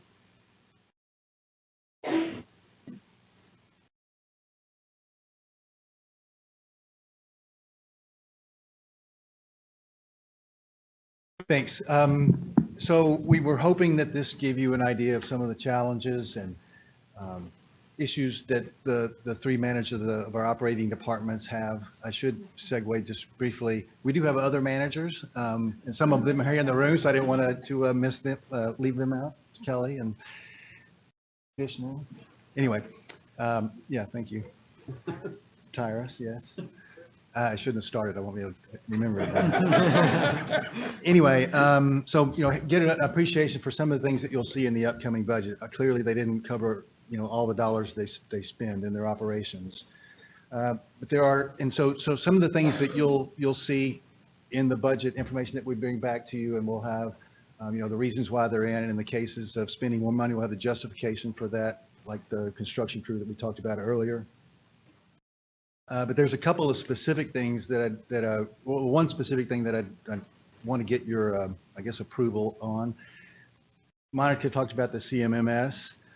We started out, if I get part of this wrong, you guys help me out, but we started out this year, we were going to do an investigation and see what we needed to buy. Once we started doing that, we realized that, maybe I'm not phrasing this correctly, but we're in over our heads and determining what's out there and what solution can meet our needs.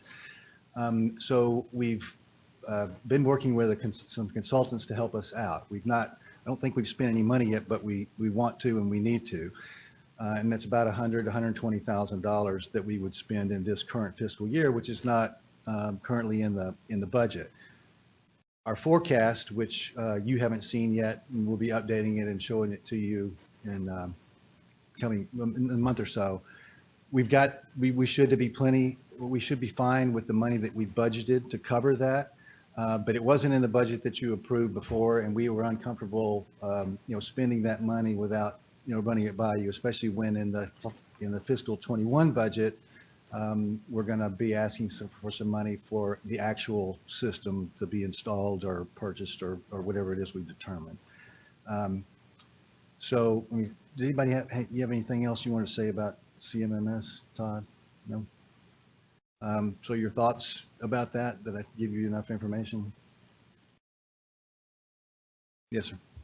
So 100 or 120K for a consultant to recommend a system? A needs assessment, yeah, and then to help recommend a solution, yes. Okay. It sounds high to me, given the specificity of what you're doing here. I mean, I would think that a consultant could call 50 water and wastewater utilities and find out what they're using initially and rank those systems pretty quickly as a first pass. But maybe the task is much broader than that. Probably is. You're taller than me. Hi, Mary Dar, Director of Engineering and Planning. So the project manager for the CMMS upgrade is Allison Spinelli, our asset manager. So I'll answer this part of the question. There is a lot of prep work. We've gone through an a request for qualifications process to select the engineer. Hazen is who we've selected. There's a lot more to the assessment and analysis and preparation to move forward than just looking at the products that are out there and available. There are lots of meetings with staff, with the maintenance staff, talking through the needs assessment, interviews, and expanding it to also look at distribution and collection, just to make sure, if there is a single solution out there for us, that we're doing that. It also includes, I think we get to the point of bringing people, actual product vendors in, setting up demos, actually looking at the various products, how they fit our needs, making sure we have the IT end of it resolved. So there's a lot. It's pretty significant work, in addition to just, here are the 10 vendors that are out there, and aligning it and picking one.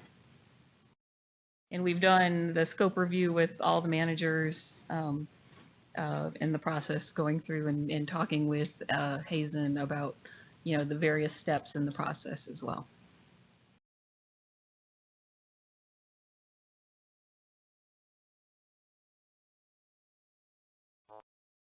thoughts? My initial thought, that seemed a little high too. I mean, I've done work like that before, not in this specific application, but it seems like a really high number for basically choosing a software that I'm assuming every utility's got. I don't know. Maybe I'm still missing something here. I'm happy to have Allison do a write-up and provide more information out over the next week or so, Sure. and kind of give a summary of the different tasks and the level of effort that's associated with each of those. So if that sounds. It's reasonable if part of that assessment actually is a bunch of stuff that's going to be used in the implementation. Then I understand it, but Yep. just to recommend a system, it seems awful high. Yep. So we'll do Yeah. a summary and send Okay. that out to the board and go from there. Okay. We'll come back and talk about it again before we start writing checks. Stephen, are Yes. you asking for feedback on this process tonight? Sure. too? Mhm. I like it. I think it was very informative, and I'd like to, at the same time, appreciate all the staff that's here tonight. It's real easy to see the pride and expertise in the organization. And it's great. It was great to see and hear from all of you. So I want to thank you for the effort that went into this. And I think it's a good foundation for the budget process. Thank you. And to follow on with what Bob said, I'm really impressed with the level of understanding that all of you have in your departments. I think that's going to turn out to be critically important when we work on the new budgeting process, when we're trying to tie expenditures to results, get that feedback going, because an awful lot of those loops can't be made purely by analytic means. We just don't have enough, data collection in everything that we do to be able to do that. So a lot of it's going to rely, I think, on the gut feel that you all have, and then the folks who work in your departments as experts in those areas. So don't be afraid to, I guess my bottom line is, don't be afraid to take a position on how effective an expenditure is going to be, and sort of stake your reputation on it, because I think your gut feel is really important, and it's valuable, and it's as expert as anything that we have here, and certainly much more expert than what the board can provide.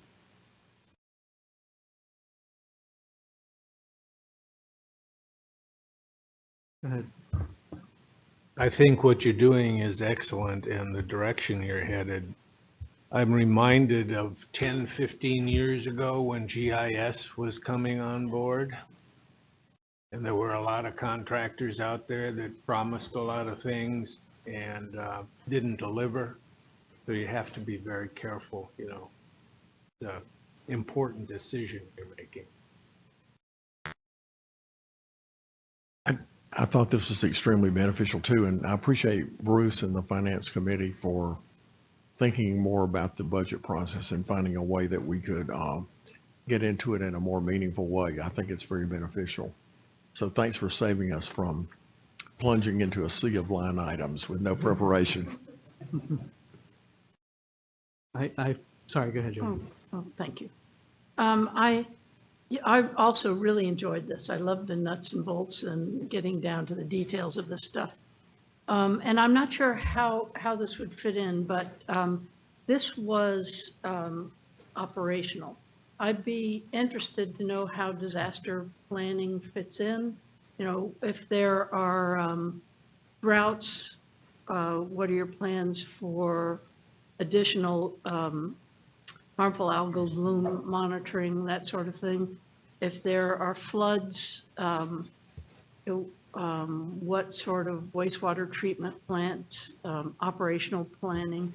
So we routinely have hurricanes and, we expect to encounter droughts in the future. So I don't really know how that fits into the budgeting process, but I'd like to hear some mention of it in the budget process.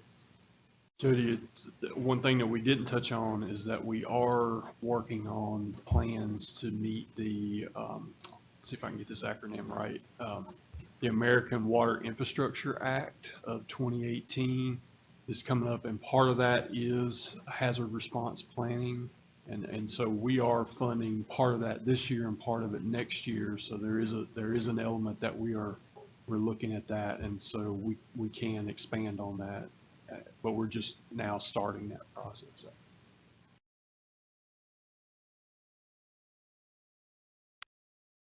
Yeah, I think like everybody else, like this is a really great process. One thing that I especially liked was they included a success story. It's great to, I think the request for, more resources or the reasons why, those are all very important. But I also like the, optimization success stories or cost-saving success stories. It was also very beneficial and helpful. They're really well done.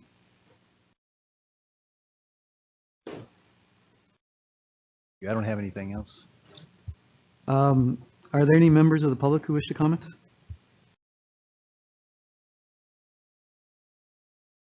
Okay, so I guess we're on the, well, no, before that, we were doing, that's okay. No, appreciate your help. I thought you were signing off. I'm sorry. So all we have left right now on on this agenda is the board work schedule, but if, people need to head out, I understand. Start off with that. If there's any members of the public who wish to comment on the board work schedule, item 4 of the agenda. All right. Requests by board committees, board members, and staff. Staff has an item. No request, thank you. Well, though, we do want to have Ruth chat with you a little bit about her email on the long-range water supply plan, perhaps when you review the 12-month schedule, or of course we could have her do that now if you wish.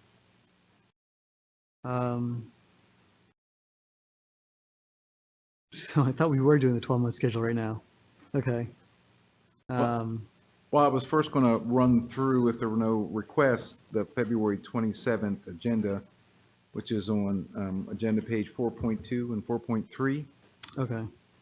And as the board will recall, that intentionally is a very light business meeting with the expectation that you'd be spending a good bit of time in closed session. And as Bob Morgan mentioned earlier, the originally envisioned closed session with the consultant won't be occurring on February 27th, though the board might want to be meeting on the 27th to discuss the criteria for executive director or other matters related to that. And as I understand it, those kinds of discussions would be an open meeting discussion, not a closed session.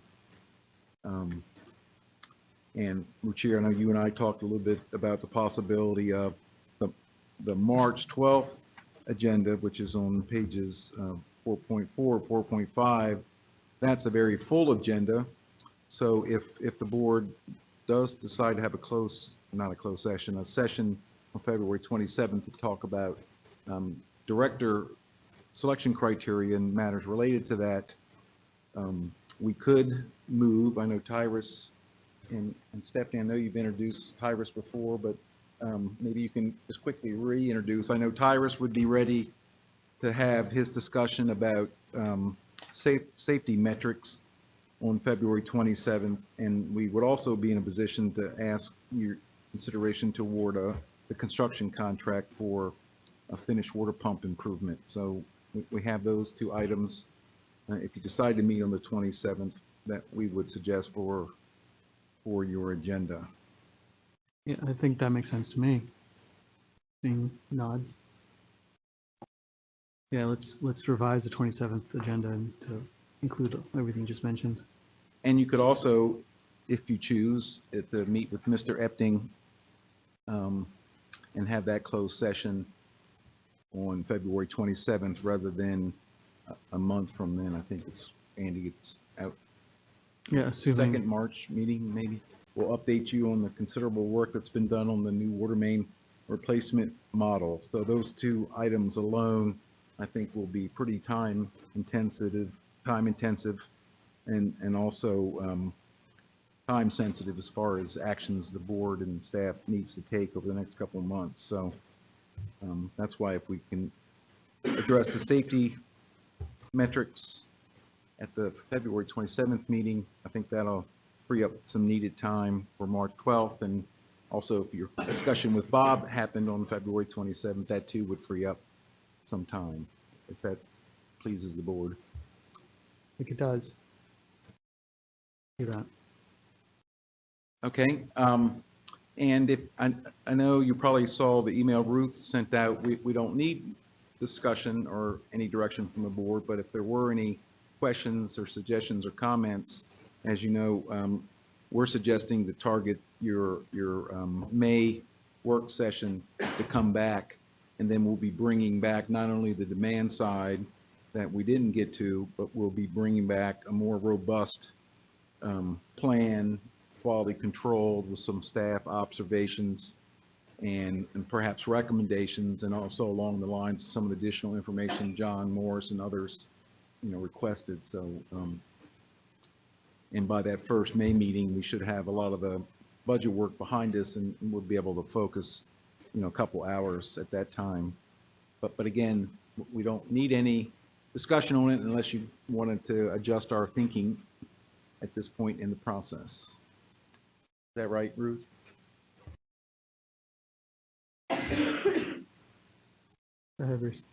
So I did have a suggestion. Unfortunately, it's not fully baked yet. I'd hoped to have it by tonight. But so what I'll do instead is within the next week, just send an email around with what my thoughts are. Okay, great. And then I'm maybe back to Bob's question earlier about the scheduling on the second week in March. Yeah, I think in looking at it late in the first week of March or the middle of the week of the second week would be good for the process, but I don't know if it'd be good for the board. So is there any feedback, any restrictions on either the first or second week? We've got the meeting on March 12th. That would be on a Thursday night. I don't think we have any meetings the first week. So what's the pleasure of the board? Well, which week are you away? Okay, let's concentrate on the second week, because we need to have the board, everybody here. Not Monday, okay. So Tuesday, Wednesday, Thursday? Thursday'd be tough, because that's the meeting. Oh, thank you. I keep trying to put it there. Tuesday'd be better. Wednesday, the 11th, I know it'd be back-to-back meetings again, but. That's what I was thinking, maybe the 10th might be better. Because that's not back to back. Can we do it Tuesday the 10th? Oh, you're away that, the 11th? Oh, all right, then that's fine. Let's do the 11th. Okay. Will you be able to attend a meeting on the 11th?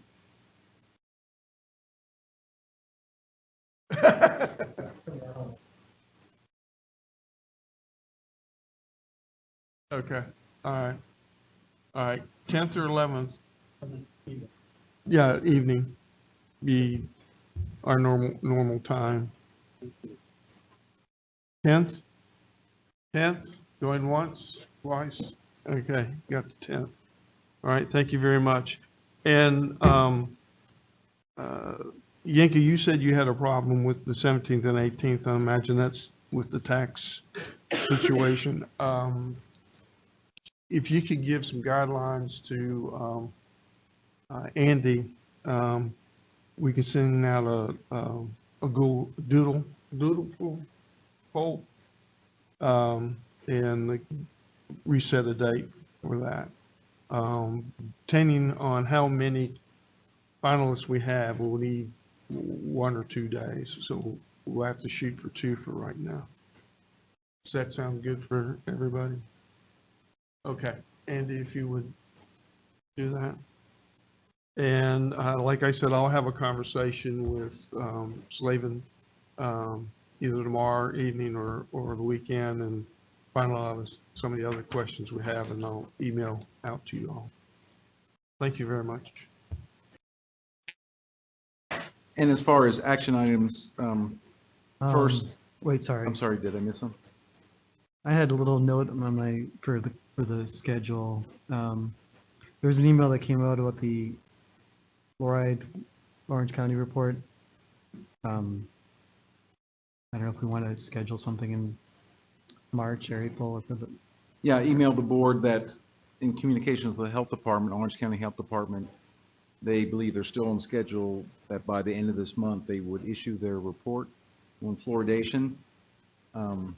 And it would be my recommendation soon after we receive the report that we put that on a board agenda for the board to receive the report.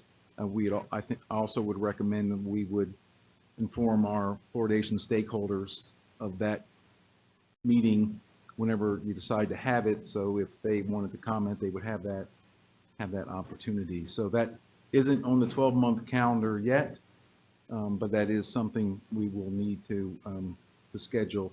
And again, the health department thinks by the end of February they'll have it. So I'm not sure when we'll receive it, but I do think it's important to be pretty timely about when it's added to an agenda. And we should probably do that at the second meeting. Yeah, that would probably be the second March meeting. March 26th. At that March meeting, you will have our first look at rates for the coming year and beyond. And we were also thinking we'd provide an update and perhaps a live demonstration of the new website, but that's, yeah, I would say that March 26th might be a good time to do that, assuming we'll receive the report from the health department later this month or early next. Okay. And as far as action items, we will provide you information about the scope and costs of the consultant work that we're envisioning for the computerized maintenance management system. All right. Oh, sorry, go ahead. You're good. Okay. So I was looking at the agenda regarding the May diversity and inclusion update. So I know last night we had ours and it was brought to our attention that the current contract is ending. I'm looking at you, Stephanie, because, you know, so I was just wondering, at that update, are we going to be having additional information about how we're going to keep the program going on either after the contract, or are we looking for a new contract? And if so, will all this information be in the upcoming budget?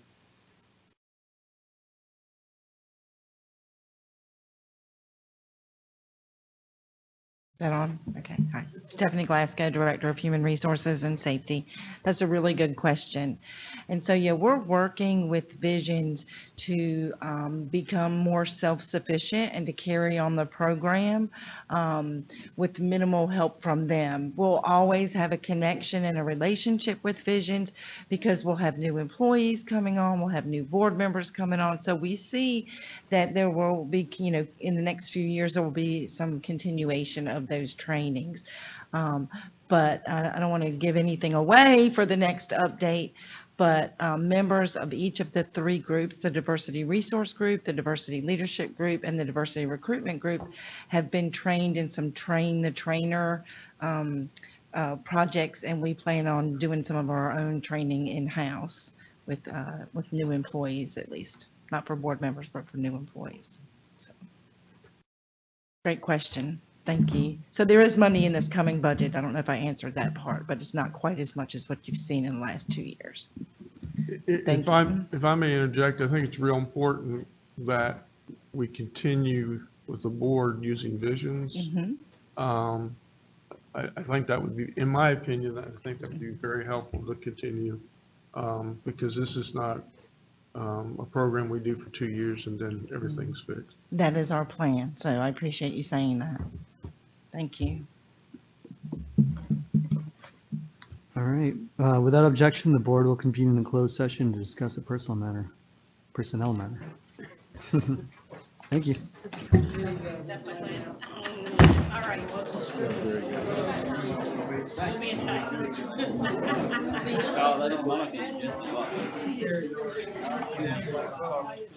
touch.